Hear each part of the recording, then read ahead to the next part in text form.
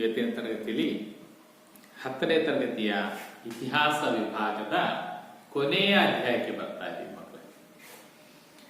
ಇತಿಹಾಸದ ಕೊನೆಯ ಪಾಠ 20ನೇ ಶತಮಾನದ ರಾಜಕೀಯ ಆಯಾಮಗಳು ಅನ್ನೋ ಪಾಠ.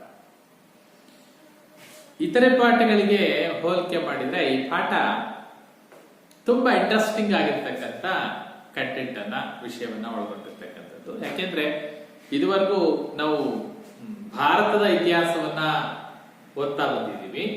ಈ ಪಾಠದಲ್ಲಿ ವಿಶ್ವದ ಇತಿಹಾಸವನ್ನ ಕುರಿತು ಒಂದಷ್ಟು ಅಭ್ಯಾಸ ಮಾಡ್ತಾ ಹೋಗ್ತೀವಿ. ಅದರಲ್ಲೂ ಪ್ರಮುಖವಾಗಿ ಯುರೋಪಿನ ಇತಿಹಾಸ ಅಂತ ಹೇಳ್ತೀವಿ. ಯುರೋಪ್ನ ರಾಷ್ಟ್ರಗಳ ಪರಿಚಯ ಜೊತೆಗೆ ಒಂದಷ್ಟು ಕ್ರಾಂತಿಗಳಿಗೆ ಸಂಬಂಧಪಟ್ಟ ಹಾಗೆ ಅಭ್ಯಾಸ ಮಾಡ್ತಾ ಹೋಗ್ತೀವಿ. ಈ ಪಾಠ ತುಂಬಾ ಆಸಕ್ತಿಯುತವಾಗಿರ್ತಕ್ಕಂಥ ಪಾಠ. ಸರಿಯಾಗಿ ಅರ್ಥೈಸ್ಕೊಳ್ತಾ ಹೋಗಿ. ಯಾಕೆಂದ್ರೆ ಕರ್ನಾಟಕ ಇತಿಹಾಸವನ್ನ, ಭಾರತದ ಇತಿಹಾಸವನ್ನ ನೀವು ಹಿಂದೆನೂ ಓದ್ಕೊಂಡು ಬಂದಿರ್ತೀರ. ಅದು ಮುಂದುವರೆದ ಭಾಗವನ್ನ ಡೀಟೇಲ್ ಆಗಿ ಅಭ್ಯಾಸ ಮಾಡ್ತಾ ಹೋಗ್ತೀವಿ. ಆದ್ರೆ ಇಲ್ಲಿ ಯುರೋಪಿನ ಇತಿಹಾಸಕ್ಕೆ ಬಂದ ನೋಡಿ, 20ನೇ ಶತಮಾನದ ರಾಜಕೀಯ ಆಯಾಮಗಳು ಅಂತ ಬಂದಾಗ ಇಲ್ಲಿ ಬೇರೆ ಬೇರೆ ರಾಷ್ಟ್ರಗಳಲ್ಲಿ ಸರ್ಕಾರಗಳ ರಚನೆ, ಒಂದಷ್ಟು ಕ್ರಾಂತಿ ಹೇಗೆ ಬದಲಾವಣೆ ಆಗ್ತಾ ಹೋಗುತ್ತೆ ಅನ್ನೋದನ್ನ ಅಭ್ಯಾಸ ಮಾಡ್ತೀವಿ. ಈ ಪಾಠದಲ್ಲಿ ನಾವು ಕಲಿಯಲಿಕ್ಕೆ ಹೊರಟಿರ್ತಕ್ಕಂಥ ಕಲಿಕಾಂಶಗಳು ಯಾವ ವಿಷಯಗಳನ್ನ ಕುರಿತು ಈ ಪಾಠದಲ್ಲಿ ನಾವು ಅಭ್ಯಾಸ ಮಾಡ್ತೀವಿ ಅಂತ ನೋಡೋದಾದ್ರೆ, ಮೊದಲನೇದಾಗಿ ಪ್ರಥಮ ಮಹಾಯುದ್ಧದ ಬಗ್ಗೆ ಅಭ್ಯಾಸ ಮಾಡ್ತೀವಿ. ಬರ್ಬಿಟ್ಟಿದೀವಿ ಪ್ರಥಮ ಮಹಾಯುದ್ಧ ಅಂತ. ಸೊ ಮಹಾಯುದ್ಧಕ್ಕೆ ಏನ್ ಕಾರಣ ಆಯ್ತು, ಯಾವ ಹಿನ್ನೆಲೆಯಲ್ಲಿ ಪ್ರಥಮ ಮಹಾಯುದ್ಧ ಶುರುವಾಗುತ್ತೆ, ಯಾರೆಲ್ಲ ಆ ಯುದ್ಧದಲ್ಲಿ ಭಾಗವಹಿಸಿರ್ತಾರೆ, ಆ ಯುದ್ಧದ ಕೊನೆ ಏನಾಯ್ತು, ಅದರ ಪರಿಣಾಮಗಳೇನು ಅಭ್ಯಾಸ ಮಾಡ್ತೀವಿ. ಹಾಗೇನೆ ಬಹಳ ಪ್ರಮುಖವಾಗಿ ರಷ್ಯಾದಲ್ಲಿ ನಡೆದಿರ್ತಕ್ಕಂಥ ಕ್ರಾಂತಿಯ ಬಗ್ಗೆ ಅಭ್ಯಾಸ ಮಾಡ್ತೀವಿ. 1917ರಲ್ಲಿ ರಷ್ಯಾ ಕ್ರಾಂತಿ ನಡೆಯುತ್ತೆ. ಆ ರಷ್ಯಾ ಕ್ರಾಂತಿಯ ಬಗ್ಗೆ ಅಭ್ಯಾಸ ಮಾಡ್ತೀವಿ. ಹಾಗೇನೆ ಸರ್ವಾಧಿಕಾರಿಗಳ ಉದಯ ಅಂತ ಬರುತ್ತೆ ಅಲ್ವಾ, ಅಡಾಲ್ಫ್ ಹಿಟ್ಲರ್ ಕೇಳಿದರೆ. ಸೊ ಸರ್ವಾಧಿಕಾರಿಗಳು ಬರ್ತಾರೆ, ಆ ಸರ್ವಾಧಿಕಾರಿಗಳ ಬಗ್ಗೆ ಅಭ್ಯಾಸ ಮಾಡ್ತೀವಿ. ಜೊತೆಗೆ ಆ ಸರ್ವಾಧಿಕಾರಿಗಳು 2ನೇ ಮಹಾಯುದ್ಧಕ್ಕೆ ಕಾರಣರಾಗ್ತಾ ಹೋಗ್ತಾರೆ. ಆ 2ನೇ ಮಹಾಯುದ್ಧಕ್ಕೆ ಕಾರಣ ಏನು, ಆ ಯುದ್ಧಗಳು ಹೇಗೆ ನಡೀತು, 2ನೇ ಮಹಾಯುದ್ಧದ ನಂತರ ಶಾಂತಿ ಸ್ಥಾಪನೆ ಮಾಡ್ಲಿಕ್ಕೆ ಯಾವ ಸಂಸ್ಥೆಗಳು ಬಂತು, ಅದನ್ನ ನಾವು ಅಭ್ಯಾಸ ಮಾಡ್ತೀವಿ. ಹಾಗೇನೆ ಬಹಳ ಪ್ರಮುಖವಾಗಿ ಚೀನಾ ಕ್ರಾಂತಿಯ ಬಗ್ಗೆ ಅಭ್ಯಾಸ ಮಾಡ್ತೀವಿ. ರೈಟ್, ರಷ್ಯಾ ಕ್ರಾಂತಿ ಮತ್ತು ಚೀನಾ ಕ್ರಾಂತಿ ಎರಡು ಕೂಡ ಬಹಳ ಮುಖ್ಯವಾಗಿರ್ತಕ್ಕಂಥ ರಾಷ್ಟ್ರಗಳ ಕ್ರಾಂತಿಗಳು. ಸೊ ಅವುಗಳ ಬಗ್ಗೆ ಅಭ್ಯಾಸ ಮಾಡ್ತೀವಿ. ಜೊತೆಗೆ ಇತ್ತೀಚಿನ 2ನೇ ಮಹಾಯುದ್ಧದ ನಂತರದಲ್ಲಿ ಉಂಟಾಗಿರ್ತಕ್ಕಂಥ ಶೀತಲ ಸಮರ ಅಂತ ಏನ್ ಕರಿತೀವಿ, ಕೋಲ್ಡ್ ವಾರ್, ಇಡೀ ವಿಶ್ವದಲ್ಲಿ ಒಂದು ರೀತಿ ಯುದ್ಧದ ಕಾರ್ಮೋಡ ಸೃಷ್ಟಿಯಾಗಿರ್ತಕ್ಕಂಥ ಈ ಶೀತಲ ಸಮರದ ಬೆಳವಣಿಗೆ, ಅದನ್ನ ಅರ್ಥೈಸ್ತಾ ಹೋಗ್ತೀವಿ ಹೇಗಾಗುತ್ತೆ ಅಂತ. ಜೊತೆಗೆ ಇತ್ತೀಚಿನ 20ನೇ ಶತಮಾನದಲ್ಲಿ ಬಲಾಢ್ಯ ರಾಷ್ಟ್ರವಾಗಿ ಹೊರಹೊಮ್ಮಿರ್ತಕ್ಕಂಥ ಅಮೆರಿಕದ ಉದಯದ ಬಗ್ಗೆ ನಾವು ಅಭ್ಯಾಸ ಮಾಡ್ತಾ ಹೋಗ್ತೀವಿ. ಅಮೆರಿಕ ತುಂಬಾ ಹಿಂದೆನೆ ಸ್ವತಂತ್ರವಾಗಿದ್ರು ಕೂಡ ಆರ್ಥಿಕ ಶಕ್ತಿಯಾಗಿ ಬಲಿಷ್ಠ ರಾಷ್ಟ್ರವಾಗಿ ಹೊರಹೊಮ್ಮಿರ್ತಕ್ಕಂಥ ಅಮೆರಿಕದ ಕುರಿತು ಈ ಪಾಠದಲ್ಲಿ ನಾವು ಅಭ್ಯಾಸ ಮಾಡ್ತಾ ಹೋಗ್ತೀವಿ. ಸೊ ಇಷ್ಟು ಕಲಿಕಾಂಶಗಳನ್ನ ನಾವು ಇವತ್ತಿನ ಪಾಠದಲ್ಲಿ ಅಭ್ಯಾಸ ಮಾಡ್ತೀವಿ ಮಕ್ಕಳೇ. ಈ ಪಾಠದಲ್ಲಿ ಅದರಲ್ಲಿ ಇವತ್ತಿನ ತರಗತಿಯಲ್ಲಿ ನಾವು ಸೀಮಿತಗೊಳ್ತಾ ಇರೋದು, ಇವತ್ತಿನ ಪಾಠದಲ್ಲಿ ನಾವು ತಿಳಿಯೋದು ಒಂದು ಪ್ರಥಮ ಮಹಾಯುದ್ಧದ ಬಗ್ಗೆ ಅಭ್ಯಾಸ ಮಾಡ್ತೀವಿ. ಜೊತೆಗೆ ರಷ್ಯಾ ಕ್ರಾಂತಿಯನ್ನ ಕುರಿತು ಈ ಪಾಠದಲ್ಲಿ ನಾನು ನಿಮ್ಗೆ ತಿಳಿಸ್ತಾ ಹೋಗ್ತೀನಿ. ಸೊ ಮಕ್ಕಳೇ, ಯಾವುದೇ ಕಂಟೆಂಟ್ ಅನ್ನ ಅರ್ಥ ಮಾಡ್ಕೊಳ್ಬೇಕಾದ್ರೆ, ಯಾವುದೇ ವಿಷಯವನ್ನ ಅರ್ಥ ಮಾಡ್ಕೊಳ್ಬೇಕಾದ್ರೆ ಫಸ್ಟ್ ಆಸಕ್ತಿ ಮುಖ್ಯ. ಹಾಗಾಗಿ ಆಸಕ್ತಿಯಿಂದ ಕೇಳಿ, ಏನಾಯ್ತು, ಯಾಕೆ ಈ ಬೆಳವಣಿಗೆಗಳಾಯ್ತು ಅನ್ನೋದು ನಿಮ್ಗೆ ಗೊತ್ತಾಗ್ತಾ ಹೋಗುತ್ತೆ. ಸೊ ಮೊದಲನೇದಾಗಿ ಇವತ್ತಿನ ಪಾಠನ ಶುರು ಮಾಡೋಣ. ಪ್ರಥಮ ಮಹಾಯುದ್ಧ.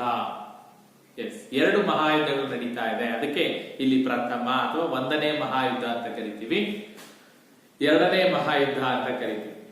ಅಂದ್ರೆ 1ನೇ ಮಹಾಯುದ್ಧ ಅಂತ ಅನ್ಬೇಕಾದ್ರೆ ಇನ್ನೊಂದು ಐತೆ ಅಂತ ಅಂಡರ್ಸ್ಟುಡ್. ಯಾವಾಗ ನಡೀತು 1ನೇ ಮಹಾಯುದ್ಧ ಅಂತ ನೋಡಿದ್ರೆ 1914ರಿಂದ 1918ರ ಅವಧಿಯಲ್ಲಿ 1ನೇ ಮಹಾಯುದ್ಧ ನಡೀತು. ವರ್ಷ ಗೊತ್ತಿರಬೇಕು. ಯಾಕೆ ನಡೀತು, ಈ ಮಹಾಯುದ್ಧಕ್ಕೆ ಕಾರಣಗಳೇನು, ಕಾರಣಗಳನ್ನ ನೋಡುವ ಮುನ್ನ 1ನೇ ಮಹಾಯುದ್ಧ ನಡೆಯೋದಕ್ಕೆ ಮೊದಲು, ಅಂದ್ರೆ 1914ಕ್ಕೆ ಹಿಂದೆ, ಯಾಕೆಂದ್ರೆ 1914ರಲ್ಲಿ ಮಹಾಯುದ್ಧ ಆರಂಭ ಆಗುತ್ತೆ. ಅದರ ಹಿಂದೆ ಪರಿಸ್ಥಿತಿ ಏನಾಗಿತ್ತು, ಯುರೋಪಿನ ಚಿತ್ರಣ ಹೇಗಿತ್ತು ಅಂತ ನಾವು ನೋಡೋದಾದ್ರೆ, ಯುರೋಪ್ನಲ್ಲಿ ಬಲಿಷ್ಠ ರಾಷ್ಟ್ರಗಳಿವೆ. ಪ್ರಬಲ ರಾಷ್ಟ್ರಗಳಿದೆ. ಈ ಪ್ರಬಲ ರಾಷ್ಟ್ರಗಳ ಮಧ್ಯೆ ಪೈಪೋಟಿ ಶುರುವಾಗಿದೆ. ಯಾವುದು ಯುರೋಪಿನ ರಾಷ್ಟ್ರಗಳು ನಿಮಗೆ ನೆನಪಿದೆ ಅಂತ ಅನ್ಕೊಳ್ತೀನಿ. ಯಾವುದು ಯುರೋಪಿಯನ್ ರಾಷ್ಟ್ರಗಳ ಹೆಸರು ಹೇಳಿ ನೋಡೋಣ. ಯಾವುದು ಪ್ರಮುಖವಾಗಿ ಯಾವ್ದು ಬರುತ್ತೆ? ಯಾವ್ದು ಗೊತ್ತಿಲ್ಲ ಅಂದ್ರೂ ಭಾರತವನ್ನ ಆಳಿರೋ ರಾಷ್ಟ್ರ ಅಂತೂ ಗೊತ್ತಿಲ್ಲ. ಯಾವ್ದಪ್ಪ? ಇಂಗ್ಲೆಂಡ್ ಇದೆ, ಬ್ರಿಟನ್ ಅಂತ ಕರೀತೀವಿ ಅಲ್ವಾ. ಬ್ರಿಟನ್ ಇದೆ, ಫ್ರಾನ್ಸ್ ಇದೆ ಅಲ್ವಾ, ಜರ್ಮನಿ ಇದೆ. ಕೇಳಿದ್ರಲ್ಲ ಹೆಸರುಗಳನ್ನ ಕೇಳಿದ್ರಲ್ಲ? ಎಸ್, ಜರ್ಮನಿ ಇದೆ, ಇಟಲಿ ಇದೆ, ರೈಟ್, ಆಸ್ಟ್ರೋ ಹಂಗೇರಿ ಇದೆ. ಜೊತೆಗೆ ವಿಶ್ವದ ಬಹಳ ದೊಡ್ಡ ರಾಷ್ಟ್ರ ಅಂತ ಹೇಳಿದ್ರೆ ಅದು ರಷ್ಯಾ, ರೈಟ್. ಈ ರಾಷ್ಟ್ರಗಳ ಮಧ್ಯೆ ಪೈಪೋಟಿ ಶುರುವಾಗ್ತಾ ಹೋಯ್ತು. ಯಾತಕ್ಕಾಗಿ ಪೈಪೋಟಿ? ಇಡೀ ವಿಶ್ವದ ಮೇಲೆ ಹಿಡಿತವನ್ನ ಸಾಧಿಸುವ ಪೈಪೋಟಿ, ವಸಾಹತುಗಳ ಮೇಲೆ ಹಿಡಿತ ಸಾಧಿಸತಕ್ಕಂತ ಪೈಪೋಟಿ. ಅಂದ್ರೆ ವಿಶ್ವದ ಹೊಸ ಅನ್ವೇಷಣೆ ಆಗಿರ್ತಕ್ಕಂಥ ಭೂಖಂಡಗಳ ಮೇಲೆ ತಮ್ಮ ಪ್ರಭುತ್ವವನ್ನು ಸಾಧಿಸುವ ಉದ್ದೇಶದಿಂದ ಈ ರಾಷ್ಟ್ರಗಳು ಪರಸ್ಪರ ಪೈಪೋಟಿ ನಡೆಸ್ತಾ ಹೋಗುತ್ತೆ. ಅವ್ರ ಉದ್ದೇಶ ಏನಾಗಿರುತ್ತೆ ಅಂತ ಹೇಳಿದ್ರೆ ನೋಡಿ, ಭಾರತವನ್ನೂ ಒಳಗೊಂಡಂತೆ, ಭಾರತವನ್ನೂ ಒಳಗೊಂಡಂತೆ ವಿಶ್ವದ ಬಹುತೇಕ ರಾಷ್ಟ್ರಗಳ ಮಾರುಕಟ್ಟೆಯನ್ನ ತಮ್ಮ ಹಿಡಿತಕ್ಕೆ ತೆಗೆದುಕೊಳ್ಬೇಕು, ಆ ಮೂಲಕ ಲಾಭವನ್ನ ಸಾಧಿಸಬೇಕು, ಪರಾಕ್ರಮ ಮೆರಿಬೇಕು ಅನ್ನೋ ಉದ್ದೇಶವನ್ನ ಈ ರಾಷ್ಟ್ರಗಳು ಹೊಂದಿರುತ್ತೆ. ಅದಕ್ಕೆ ಪೂರಕವಾಗಿ ಈ ಅಂಶಗಳು ಕಾರಣ. ಯಾಕೆ ಯುರೋಪಿನ ರಾಷ್ಟ್ರಗಳ ನಡುವೆ ಪೈಪೋಟಿ ಶುರುವಾಯಿತು ಅಂದ್ರೆ ಈ ಕಾರಣ. ಕೈಗಾರಿಕಾ ಕ್ರಾಂತಿ ಕಂಡು ಬಂತು. ನಾವು ಕೈಗಾರಿಕಾ ಕ್ರಾಂತಿ ಅಂತ ಹೇಳ್ತೀವಿ ಮಕ್ಕಳೇ. ಕೈಗಾರಿಕಾ ಕ್ರಾಂತಿ ಎಲ್ಲಿ ಕಂಡು ಬಂತು ಅಂತ ಹೇಳಿದ್ರೆ ಇಂಗ್ಲೆಂಡ್ ನಲ್ಲಿ ಕೈಗಾರಿಕಾ ಕ್ರಾಂತಿ ಆಯ್ತು. ಆ ಕೈಗಾರಿಕಾ ಕ್ರಾಂತಿಯ ಪರಿಣಾಮಗಳನ್ನು ನಾವು ಓದ್ತೀವಿ. ಕೈಗಾರಿಕಾ ಕ್ರಾಂತಿಯ ಪರಿಣಾಮ ಒಂದ್ ಕಡೆ ಈ ನೂತನ ಆವಿಷ್ಕಾರಗಳು ಏನು, ದಿಕ್ಸೂಚಿ, ಸಿಡಿಮದ್ದುಗಳ ಬಳಕೆ, ಬಂದೂಕುಗಳ ಬಳಕೆ. ಸೊ ಇವುಗಳು ಬಂದ ಮೇಲೆ ನಿರಾತಂಕವಾಗಿ ವಿಶ್ವದ ಬೇರೆ ಬೇರೆ ಪ್ರದೇಶಗಳಿಗೆ ಭೂಖಂಡಗಳ ಅನ್ವೇಷಣೆಗೆ ಹೊರಡ್ತಾರೆ. ಹಾಗೆ ಹೋದಂತ ಸಂದರ್ಭದಲ್ಲಿ ಹೊಸ ಭೂಖಂಡಗಳನ್ನ ಸಂಶೋಧನೆ ಮಾಡಿ ಆ ಪ್ರದೇಶದಲ್ಲಿ ತಮ್ಮ ಆಳ್ವಿಕೆಯನ್ನ, ತಮ್ಮ ಪ್ರಭುತ್ವವನ್ನ, ತಮ್ಮ ವಸಾಹತನ್ನ ನಿರ್ಮಿಸಿ ಅಲ್ಲಿನ ವ್ಯಾಪಾರ, ಅಲ್ಲಿನ ಸಂಪತ್ತನ್ನ ಲೂಟಿ ಮಾಡ್ತಕ್ಕಂಥ ಪ್ರಯತ್ನವನ್ನ ಯುರೋಪಿನ ರಾಷ್ಟ್ರಗಳು ಮಾಡ್ತಾರೆ. ಇನ್ಕ್ಲೂಡಿಂಗ್ ಭಾರತವನ್ನು ಒಳಗೊಂಡಂತೆ ಜಗತ್ತಿನ ನೂರಾರು ದೇಶಗಳ ಮಾರುಕಟ್ಟೆಯನ್ನ, ಜೊತೆಗೆ ಅಲ್ಲಿನ ಸಂಪತ್ತನ್ನ ದೋಚತಕ್ಕಂತ ದುರಾಲೋಚನೆ ಯುರೋಪಿನ ರಾಷ್ಟ್ರದವರ ತಲೆಯನ್ನು ತುಂಬಿಕೊಳ್ಳುತ್ತೆ. ಸೊ ಅದರ ಪರಿಣಾಮ ಏನಾಗುತ್ತೆ? ಈ ರಾಷ್ಟ್ರದವರು ಪರಸ್ಪರ ಪೈಪೋಟಿಗೆ ಶುರು ಮಾಡ್ತಾರೆ, ಪರಸ್ಪರ ವಸಾಹತಿನ ಸಂಚನ ಇವರು ರೂಪಿಸ್ತಾ ಹೋಗ್ತಾರೆ. ಸೊ ಈ ಸಂದರ್ಭದಲ್ಲಿ ಹಲವಾರು ಸಂಕೀರ್ಣ ಒಪ್ಪಂದಗಳು ಆರಂಭ ಆಗುತ್ತೆ. ಒಂದು ಹಂತದಲ್ಲಿ ಏನಾಗುತ್ತೆ ಅಂತ ಹೇಳಿದ್ರೆ ಈ ರಾಷ್ಟ್ರಗಳ ನಡುವೆ ರಾಷ್ಟ್ರೀಯತೆ ಅತಿಯಾಗ್ತಾ ಹೋಗುತ್ತೆ. ತನ್ನ ರಾಷ್ಟ್ರವೇ ಮೇಲು, ತನ್ನ ರಾಷ್ಟ್ರವನ್ನ ಬಿಟ್ಟರೆ ಬೇರೆ ಯಾವ ರಾಷ್ಟ್ರನೂ ಇಲ್ಲ, ನಾನೇ ಫಸ್ಟ್ ಇರ್ಬೇಕು. ಸೊ ಮಿಲಿಟರಿ ಬಲವನ್ನ ಹೆಚ್ಚು ಮಾಡ್ಕೊಳ್ತಾ ಹೋದ್ವು. ಎಸ್, ತಮ್ಮ ಸೈನಿಕ ಬಲವನ್ನ ಹೆಚ್ಚು ಮಾಡ್ಕೊಳ್ತಾ ಹೋದ್ವು. ಯಾವಾಗ ಪರಸ್ಪರ ರಾಷ್ಟ್ರಗಳು ಆ ರಾಷ್ಟ್ರ ಹೆಚ್ಚಿನ ಮಿಲಿಟರಿ ಬಲವನ್ನ ಹೊಂದ್ತಾ ಇದೆ ಅಂದ್ರೆ ನನ್ನ ರಾಷ್ಟ್ರದ ಮೇಲೆ ದಾಳಿ ಮಾಡಿದ್ರೆ ನಾನು ಅದನ್ನ ಎದುರಿಸಲಿಕ್ಕೆ ಸಮರ್ಥನಾಗಬೇಕು ಅನ್ನೋ ಕಾರಣಕ್ಕಾಗಿ ನಾನು ನನ್ನ ರಾಷ್ಟ್ರದ ಶಸ್ತ್ರಾಸ್ತ್ರಗಳನ್ನ ಹೆಚ್ಚಿಗೆ ಮಾಡ್ತಾ ಹೋಗ್ತೀನಿ. ಸೊ ಹೀಗೆ ಮಿಲಿಟರಿ ಬಲವನ್ನ ಹೆಚ್ಚೆಚ್ಚು ಮಾಡ್ತಾ ಹೋಗುತ್ತೆ. ಇದರಿಂದ ಯುರೋಪಿನ ರಾಷ್ಟ್ರಗಳಲ್ಲಿ ಜ್ವಲಂತ ಸಮಸ್ಯೆಗಳು ಉಂಟಾಗ್ತಾ ಹೋಗುತ್ತೆ. ಅತಿಯಾದ ರಾಷ್ಟ್ರೀಯತೆ ಬೆಳೀತು. ಅತಿಯಾದ ರಾಷ್ಟ್ರೀಯತೆ ಅಂದ್ರೆ ಬೇರೆ ರಾಷ್ಟ್ರವನ್ನ ಸಹಿಸಿಕೊಳ್ಳುವ ಮನಸ್ಥಿತಿ ಇಲ್ಲ, ನನ್ನ ರಾಷ್ಟ್ರವೇ ಹೆಚ್ಚು ಅಂತಕ್ಕಂಥ ಮನಸ್ಥಿತಿ ಬೆಳೆಯುತ್ತೆ. ಸೊ ಇದೇನಾಗುತ್ತೆ, ಮೊದಲನೇ ಮಹಾಯುದ್ಧಕ್ಕೆ ಕಾರಣ ಆಗ್ತಾ ಹೋಗುತ್ತೆ. ಸೊ ಯಾವಾಗ ಮನುಷ್ಯ ಹಾಳಾಗ್ತಾನೆ, ಕೆಡ್ತಾನೆ ಅಂತ ಹೇಳಿದ್ರೆ ಈಗೋ ಅಂತ ಹೇಳ್ತೀವಿ ನೋಡಿ ಅಲ್ವಾ. ಈಗೋ, ಅಹಂ. ಈ ಅಹಂ ಯಾವಾಗ ಒಳ ಸೇರ್ಕೊಳ್ಳತ್ತೆ ಆವಾಗ ದಾರಿ ಕೆಟ್ಟ. ಸೊ ಯುರೋಪಿನ ರಾಷ್ಟ್ರಗಳು ಮಾಡಿದದೆ ಅಹಮ್ಮನ್ನ ಮೈಗೂಡಿಸ್ಕೊಳ್ತಾ ಹೋದ್ವು. ಅತಿಯಾದ ರಾಷ್ಟ್ರೀಯತೆಯಿಂದಾಗಿ ಬೇರೆ ರಾಷ್ಟ್ರದ ವ್ಯಾಪಾರ ವಹಿವಾಟನ್ನ, ಅದರ ಅಭಿವೃದ್ಧಿಯನ್ನ ಬೇರೆ ರಾಷ್ಟ್ರಗಳ ಅಭಿವೃದ್ಧಿಯನ್ನ ಸಹಿಸಿಕೊಳ್ಳುವ ಮನಸ್ಥಿತಿ ಇರಲಿಲ್ಲ. ಸೊ ಹೀಗಾಗಿ ಏನಾಗುತ್ತೆ, ಯುರೋಪಿನ ಬಲಾಢ್ಯ ರಾಷ್ಟ್ರಗಳ ನಡುವೆ ಒಂದು ರೀತಿ ವೈಷಮ್ಯದ ಭಾವನೆ ಉಂಟಾಗ್ತಾ ಹೋಗುತ್ತೆ. ಆ ಸಂದರ್ಭದಲ್ಲಿ ಅತಿಯಾದ ಮಿಲಿಟರಿ ಬಲವನ್ನ ಹೊಂದಿಬಿಟ್ಟು ಒಂದಷ್ಟು ಮೈತ್ರಿಕೂಟಗಳನ್ನ ರಚನೆ ಮಾಡ್ಕೊಳ್ತಾ ಹೋಗುತ್ತೆ. ಅಂದ್ರೆ ಯುರೋಪಿನ ರಾಷ್ಟ್ರಗಳು ಎರಡು ಬಣಗಳಲ್ಲಿ, ಎರಡು ಕೂಟಗಳಲ್ಲಿ ಒಪ್ಪಂದಗಳನ್ನ ಮಾಡ್ಕೊಳ್ತಾ ಹೋಗ್ತಾರೆ. ಅಂದ್ರೆ ಮೈತ್ರಿಕೂಟಗಳು ಅಸ್ತಿತ್ವಕ್ಕೆ ಬರುತ್ತೆ. ಬಹಳ ಮುಖ್ಯ ಮಕ್ಕಳೇ. ಒಂದು ಕದನ ಬಾಂಧವ್ಯತ್ರಯ ಅಂತ, ಮತ್ತೊಂದು ಕದನ ಸೌಹಾರ್ದತ್ರಯ. ಎರಡು ಮೈತ್ರಿಕೂಟಗಳನ್ನ ಕರೆಕ್ಟ್ ಆಗಿ ನೆನಪಿಟ್ಕೊಳ್ಳಿ. ಮೊದಲನೇ ಮಹಾಯುದ್ಧದಲ್ಲಿ ನಮಗೆ ಈ ಎರಡು ಮೈತ್ರಿಕೂಟಗಳ ಬಗ್ಗೆ ನಾವು ಮೆನ್ಷನ್ ಮಾಡ್ಬೇಕಾಗುತ್ತೆ. ಕದನ ಬಾಂಧವ್ಯತ್ರಯ ಅಂತ ಕರಿತೀವಿ. ಯಾವ ರಾಷ್ಟ್ರಗಳು ಈ ಒಪ್ಪಂದವನ್ನ, ಈ ಮೈತ್ರಿಕೂಟವನ್ನ, ಕದನ ಬಾಂಧವ್ಯತ್ರಯ ಮೈತ್ರಿಕೂಟ ಯಾವ ರಾಷ್ಟ್ರಗಳಿತ್ತು ಈ ಮೈತ್ರಿಕೂಟದಲ್ಲಿ ಅಂತ ಹೇಳಿದ್ರೆ ನೋಡಿ, ಪ್ರಬಲ ರಾಷ್ಟ್ರಗಳು ಬ್ರಿಟನ್, ಫ್ರಾನ್ಸ್ ಮತ್ತು ರಷ್ಯಾವನ್ನ ಒಳಗೊಂಡಂತೆ ಕದನ ಬಾಂಧವ್ಯತ್ರಯ ಅಂತ ರಚನೆ ಮಾಡ್ಕೊಳ್ತಾರೆ. ಕಾಲ ಕಳೆದಂತೆ, ವರ್ಷಗಳು ಉರುಳಿದಂತೆ, ಯುರೋಪಿನ ಸ್ಥಿತಿಗತಿಗಳು ಬದಲಾಗ್ತಾ ಹೋದಂತೆ ಏನಾಗುತ್ತೆ, ಯುದ್ಧದ ಸಂದರ್ಭದಲ್ಲಿ, ಮೊದಲನೇ ಮಹಾಯುದ್ಧದ ಸಂದರ್ಭದಲ್ಲಿ ವಿಶ್ವದ ಬಹುತೇಕ ರಾಷ್ಟ್ರಗಳು, ಈ ಯುರೋಪಿನ ರಾಷ್ಟ್ರಗಳು ಕೂಡ ಈ ಕದನ ಬಾಂಧವ್ಯತ್ರಯದ ಸಪೋರ್ಟ್ ಆಗಿ ಕೆಲವು ರಾಷ್ಟ್ರಗಳು ನಿಂತ್ಕೊಳ್ತವೆ, ಕದನ ಸೌಹಾರ್ದತ್ರಯಕ್ಕೆ ಸಪೋರ್ಟ್ ಆಗಿ ಕೆಲವು ರಾಷ್ಟ್ರಗಳು ನಿಂತ್ಕೊಳ್ತಾ ಹೋಗ್ತವೆ. ಬಿಡಿ, ಇಲ್ಲಿ ಕದನ ಬಾಂಧವ್ಯತ್ರಯ ಅಂತ ಬಂದಾಗ ಯಾವ ರಾಷ್ಟ್ರಗಳ ಮೈತ್ರಿಕೂಟ? ಬ್ರಿಟನ್, ಫ್ರಾನ್ಸ್ ಮತ್ತು ರಷ್ಯಾವನ್ನ ಒಳಗೊಂಡಂತೆ ಕದನ ಬಾಂಧವ್ಯತ್ರಯ ಮೈತ್ರಿಕೂಟವನ್ನ ಮಾಡಿಕೊಂಡ್ರು. ಎರಡನೇ ಮೈತ್ರಿಕೂಟ ಕದನ ಸೌಹಾರ್ದತ್ರಯ, ಅದಕ್ಕೆ ಅಪೋಸಿಟ್ ಆಗಿ, ಅದಕ್ಕೆ ವಿರುದ್ಧವಾಗಿ ಕದನ ಸೌಹಾರ್ದತ್ರಯ ಅಂತಕ್ಕಂಥ ಮೈತ್ರಿಕೂಟ ಶುರುವಾಗುತ್ತೆ. ಯಾರಿದ್ರು ಈ ಮೈತ್ರಿಕೂಟದಲ್ಲಿ ಅಂತ ಹೇಳಿದ್ರೆ ಜರ್ಮನ್, ಆಸ್ಟ್ರಿಯಾ ಹಂಗೇರಿ ಮತ್ತು ಇಟಲಿ. ರೈಟ್, ಇವೆಲ್ಲ ಎಲ್ಲಿರ್ತಕ್ಕಂಥ ರಾಷ್ಟ್ರಗಳು? ಯುರೋಪಿನ ರಾಷ್ಟ್ರಗಳು. ನೋಡಿ, ಬ್ರಿಟನ್ ಇರಲಿ, ಫ್ರಾನ್ಸ್ ಇರಲಿ, ರಷ್ಯಾ ಬಂದ್ಬಿಟ್ಟು ಏಷ್ಯಾ ಖಂಡದ ಒಂದು ಪ್ರಮುಖ ರಾಷ್ಟ್ರ, ಯುರೋಪ್ ಖಂಡದ ಕೆಲವು ಭಾಗಗಳು ಕೂಡ ಸೇರ್ಕೊಳ್ಳ. ಅದಕ್ಕೆ ಯುರೇಷಿಯಾ ಅಂತ ಕರೀತಾರೆ ಕೆಲವು ಕಡೆ. ಅಂದ್ರೆ ರಷ್ಯಾದ ಭಾಗ ಯುರೋಪ್ ಮತ್ತು ಏಷ್ಯಾ ಖಂಡದ ಮಧ್ಯೆ ವ್ಯಾಪಿಸಿಕೊಂಡಿರ್ತಕ್ಕಂಥದ್ದು. ಕೆಲವು ಭಾಗ, ರಷ್ಯಾದ ಕೆಲವು ಭಾಗಗಳು ಯುರೋಪಿನ ಖಂಡದ ಜೊತೆ ಮಿಕ್ಸ್ ಆಗೋದ್ರಿಂದ ಅಲ್ಲಿ ಯುರಾಲ್ ಬೆಟ್ಟಗಳು ಅಂತ ಬರುತ್ತೆ. ಸೊ ಅಲ್ಲಿ ಬರ್ತಕ್ಕಂಥ ಪ್ರಮುಖ ರಾಷ್ಟ್ರ. ಸೊ ಬ್ರಿಟನ್, ಫ್ರಾನ್ಸ್, ರಷ್ಯಾ ಕದನ ಬಾಂಧವ್ಯತ್ರಯದಲ್ಲಿದ್ರೆ, ಆಸ್ಟ್ರಿಯಾ, ಹಂಗೇರಿ, ಇಟಲಿ ಮತ್ತು ಜರ್ಮನಿ ಕದನ ಸೌಹಾರ್ದತ್ರಯದಲ್ಲಿರುತ್ತೆ. ಕದನ ಸೌಹಾರ್ದತ್ರಯದ ನಾಯಕತ್ವವನ್ನ ಜರ್ಮನಿ ವಹಿಸಿಕೊಂಡ್ರೆ, ಕದನ ಬಾಂಧವ್ಯತ್ರಯದ ನಾಯಕತ್ವವನ್ನ ಬ್ರಿಟನ್ ವಹಿಸಿಕೊಂಡ್ರು. ಸೊ ಈ ಎರಡು ಮೈತ್ರಿಕೂಟಗಳಲ್ಲಿ ಅಮೆರಿಕ ಎಲ್ಲೂ ಬರಲಿಲ್ಲ. ಅಂದ್ರೆ ಅಮೆರಿಕ ಮೊದಲನೇ ಮಹಾಯುದ್ಧದಲ್ಲಿ ತಟಸ್ಥವಾಗಿರುತ್ತೆ. ಆದ್ರೆ ಮೊದಲನೇ ಮಹಾಯುದ್ಧದ ಕೊನೆಗೆ ಅಮೆರಿಕ ಯುದ್ಧರಂಗಕ್ಕೆ ಪದಾರ್ಪಣೆ ಮಾಡುತ್ತೆ. ಅದಕ್ಕೆ ಕಾರಣ. ಸೊ ಎರಡು ಮೈತ್ರಿಕೂಟಗಳಲ್ಲಿ ಯುರೋಪಿನ ರಾಷ್ಟ್ರಗಳು ಹಂಚಿಕೆ ಆಗ್ಬಿಟ್ಟಿದೆ. ಸೊ ಈ ಸಂದರ್ಭದಲ್ಲಿ ಮೊದಲನೇ ಮಹಾಯುದ್ಧ ನಡೆಯಲಿಕ್ಕೆ ತಕ್ಷಣದ ಕಾರಣ ಏನು? ಸೊ ನಾವಿಷ್ಟೊತ್ತು ಹೇಳಿದ್ದು ಮೊದಲನೇ ಮಹಾಯುದ್ಧಕ್ಕೆ ಪೂರಕವಾದ ಸಂಗತಿಗಳು. ಯಾವ ಅಂಶಗಳು ಮೊದಲನೇ ಮಹಾಯುದ್ಧ ನಡೆಯಲಿಕ್ಕೆ ಕಾರಣ ಆಯಿತು ಅಂದಾಗ ಇವೆಲ್ಲವನ್ನು ಹೇಳಿ, ಅಂದ್ರೆ ಆ ರಾಷ್ಟ್ರಗಳಲ್ಲಿ ಮೂಡಿರ್ತಕ್ಕಂಥ ಅತಿಯಾದ ರಾಷ್ಟ್ರೀಯತೆ, ಹೆಚ್ಚಿಕೊಂಡಿರ್ತಕ್ಕಂಥ ಮಿಲಿಟರಿ ಬಲಗಳು, ಅದೇ ಹೇಳಿದ್ದಲ್ಲ, ವಸಾಹತುಗಳ ಮೇಲೆ ಹೊಂದುವ ಪ್ರಭುತ್ವ, ರೈಟ್, ಅದಕ್ಕೆ ಪೂರಕವಾಗಿ ಕೈಗಾರಿಕಾ ಕ್ರಾಂತಿ, ನೂತನ ಆವಿಷ್ಕಾರಗಳು. ಸೊ ಇವೆಲ್ಲವೂ ಕೂಡ ಮೊದಲನೇ ಮಹಾಯುದ್ಧಕ್ಕೆ ಪೂರಕವಾದ ಸನ್ನಿವೇಶಗಳು. ಸೊ ಈ ಹಿನ್ನೆಲೆಯಲ್ಲಿ ಏನಾಗುತ್ತೆ, ತಕ್ಷಣದ ಕಾರಣ, ಮೊದಲನೇ ಮಹಾಯುದ್ಧ ನಡೆಯಲಿಕ್ಕೆ ತಕ್ಷಣದ ಕಾರಣ ಏನಪ್ಪಾ ಅಂತ ನೋಡಿದ್ರೆ ನೋಡಿ, 1914 ಜುಲೈ 24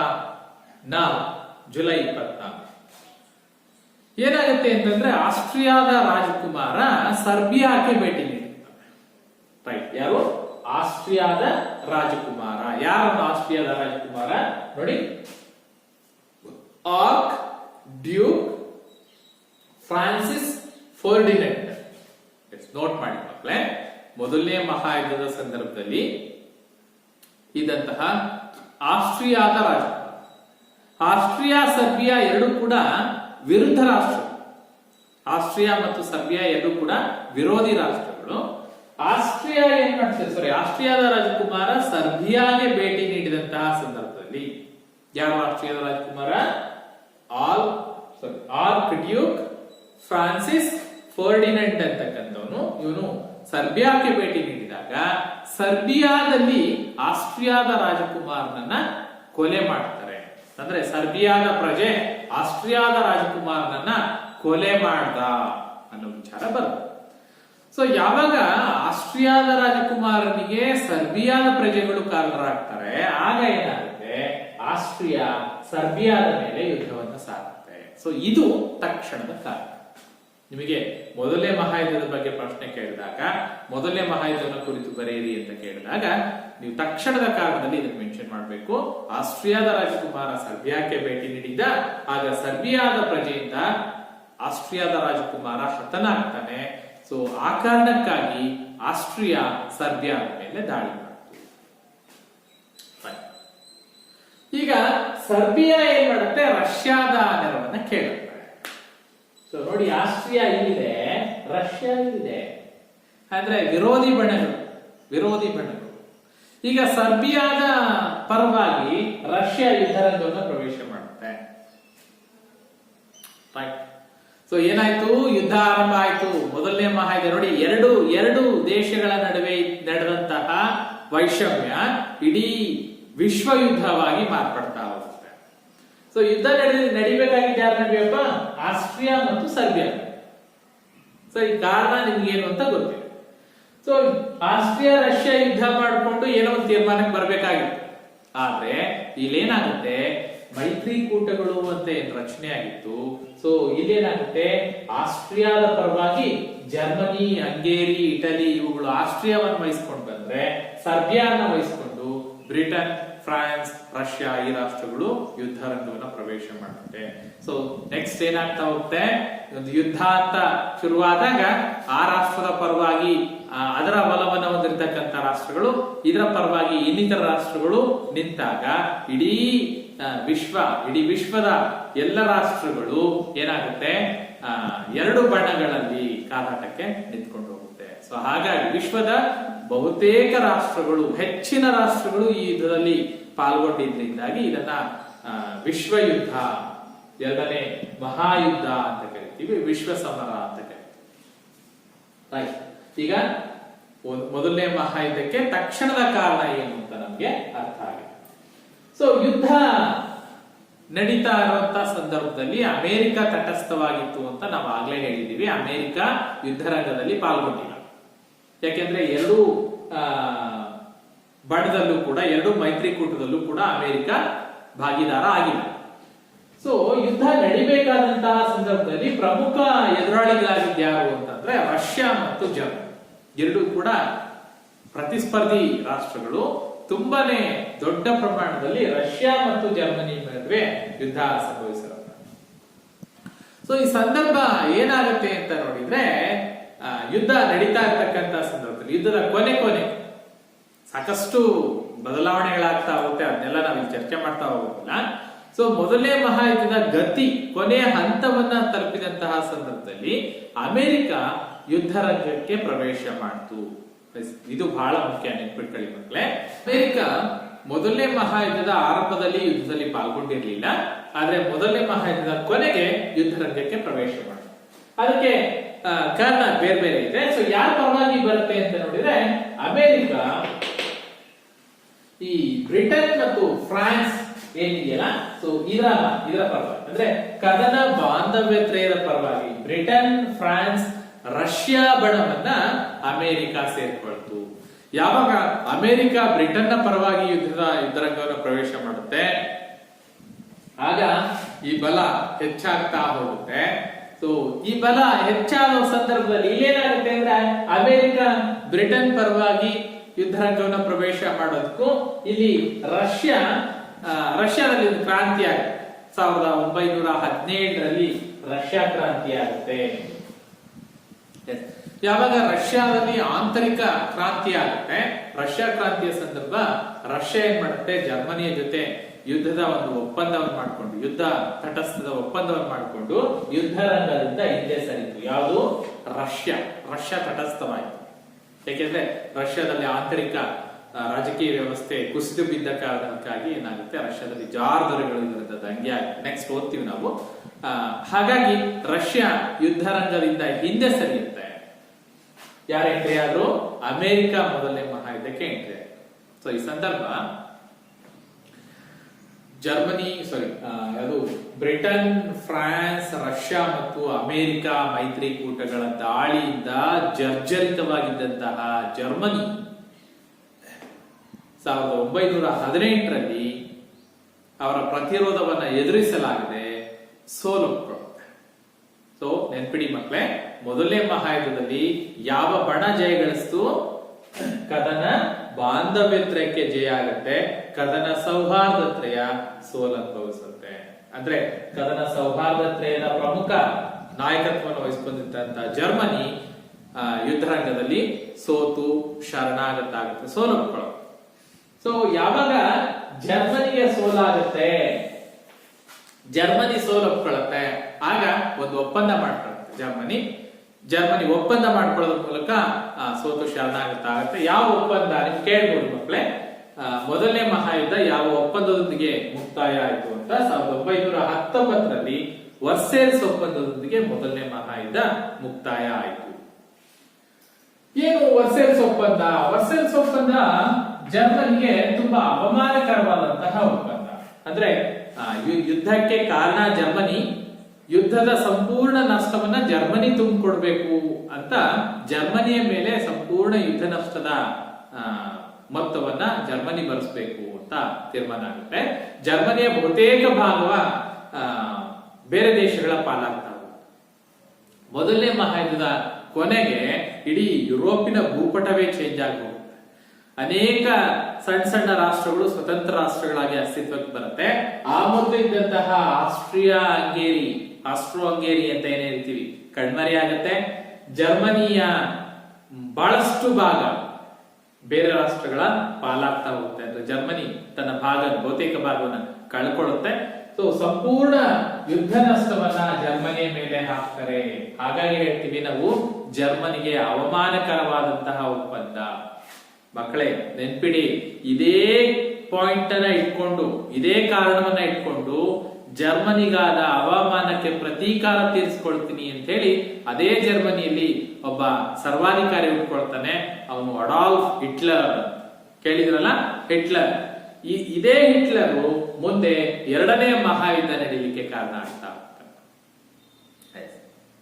ನೆನಪಿರ್ಲಿ ಮಕ್ಕಳೇ. ಮೊದಲನೇ ಮಹಾಯುದ್ಧ ವರ್ಸೇಲ್ಸ್ ಒಪ್ಪಂದದೊಂದಿಗೆ ಮುಕ್ತಾಯ ಆಗುತ್ತೆ. ಆಸ್ಟ್ರಿಯಾ ಹಂಗೇರಿ ಮುಂತಾದ ರಾಷ್ಟ್ರಗಳು ಕಣ್ಮರೆಯಾಗುತ್ತೆ. ಅನೇಕ ಚಿಕ್ಕ ಪುಟ್ಟ ರಾಷ್ಟ್ರಗಳು ಸ್ವತಂತ್ರವಾಗಿ ಅಸ್ತಿತ್ವಕ್ಕೆ ಬರುತ್ತೆ. ಜರ್ಮನಿ ಯುದ್ಧ ನಷ್ಟವನ್ನ ತುಂಬಿಕೊಡ್ಬೇಕಾಗುತ್ತೆ. ಸೊ ಬಹಳ ಪ್ರಮುಖವಾಗಿ ಮೊದಲನೇ ಮಹಾಯುದ್ಧದ ಪರಿಣಾಮಗಳೇನು ಅಂತ ಬಂದಾಗ ರಾಷ್ಟ್ರಗಳ ಸಂಘ ಅಸ್ತಿತ್ವಕ್ಕೆ ಬರುತ್ತೆ ಮಕ್ಕಳೇ. ಲೀಗ್ ಆಫ್ ನೇಷನ್ ಅಂತ ಕರಿತೀವಿ. ಭವಿಷ್ಯದಲ್ಲಿ ನಡೆಯಬಹುದಾದ ಜಾಗತಿಕ ಯುದ್ಧವನ್ನ ತಡೆಯುವ ದೃಷ್ಟಿಯಿಂದಾಗಿ ಒಂದು ರಾಷ್ಟ್ರಗಳ ಸಂಘ ಲೀಗ್ ಆಫ್ ನೇಷನ್ ಅಂತೇಳಿ ಒಂದು ಸಂಸ್ಥೆಯನ್ನು, ಒಂದು ಅಂತಾರಾಷ್ಟ್ರೀಯ ಸಂಸ್ಥೆಯನ್ನ ಸ್ಥಾಪನೆ ಮಾಡ್ತಾರೆ. 1919ರಲ್ಲಿ ಲೀಗ್ ಆಫ್ ನೇಷನ್ ರಾಷ್ಟ್ರಗಳ ಸಂಘ ಅಸ್ತಿತ್ವಕ್ಕೆ ಬಂತು. ಆದ್ರೆ ರಾಷ್ಟ್ರಗಳ ಸಂಘ ವಿಫಲ ಆಗುತ್ತೆ, ಅದು ಕಾರಣ ಬೇರೆ, ಮತ್ತೆ ಅದನ್ನ ಬೇರೆ ಓದ್ತಾ ಹೋಗ್ತೀವಿ. ಒಟ್ಟಾರೆ ರಾಷ್ಟ್ರಗಳ ಸಂಘ ಅಸ್ತಿತ್ವಕ್ಕೆ ಬರ್ಲಿಕ್ಕೆ ಕಾರಣ ಮೊದಲನೇ ಮಹಾಯುದ್ಧದ ಪರಿಣಾಮ. ರಾಷ್ಟ್ರಗಳ ಸಂಘ ಅಸ್ತಿತ್ವ. ಇನ್ನ ಯುದ್ಧ ನಷ್ಟದ ಹೊರೆಯನ್ನ ಜರ್ಮನಿಯ ಮೇಲೆ ಹಾಕ್ತೀವಿ ಅಂತ ಹೇಳ್ತೀವಿ. ಸೊ ಪರಿಣಾಮ ಏನಾಯ್ತು? ಮೊದಲನೇ ಮಹಾಯುದ್ಧದ ಪರಿಣಾಮ ಏನಾಯ್ತು ಅಂದ್ರೆ ಯುದ್ಧದಲ್ಲಿ ಭಾಗವಹಿಸಿರ್ತಕ್ಕಂಥ ಎಲ್ಲ ರಾಷ್ಟ್ರಗಳಲ್ಲೂ ಕೂಡ ಒಂದಷ್ಟು ಆರ್ಥಿಕ ಕುಸಿತ ಶುರುವಾಗುತ್ತೆ.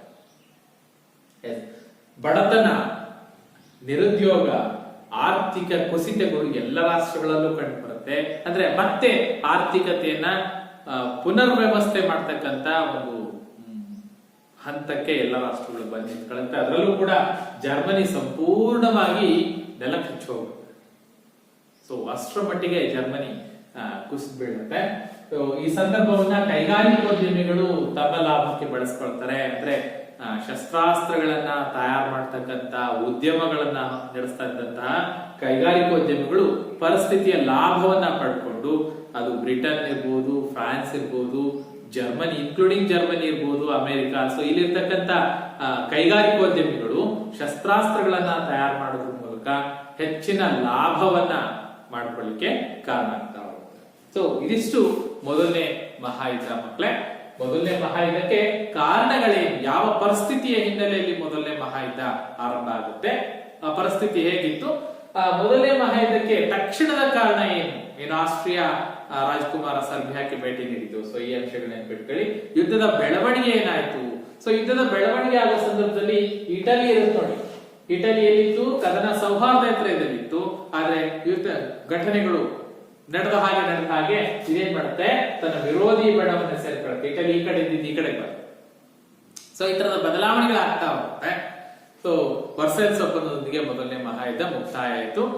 ನಂತರದಲ್ಲಿ ಜರ್ಮನಿಗೆ ಅವಮಾನಕರವಾದಂತಹ ಒಪ್ಪಂದ ಆಯಿತು. ಸೊ ಇಷ್ಟೆಲ್ಲ ಬೆಳವಣಿಗೆಗಳಾಯ್ತು, ರಾಷ್ಟ್ರಗಳ ಸಂಘ ಬಂತು ಅನ್ನೋದನ್ನ ನೆನ್ಪಿಟ್ಕೊಳ್ಳಿ.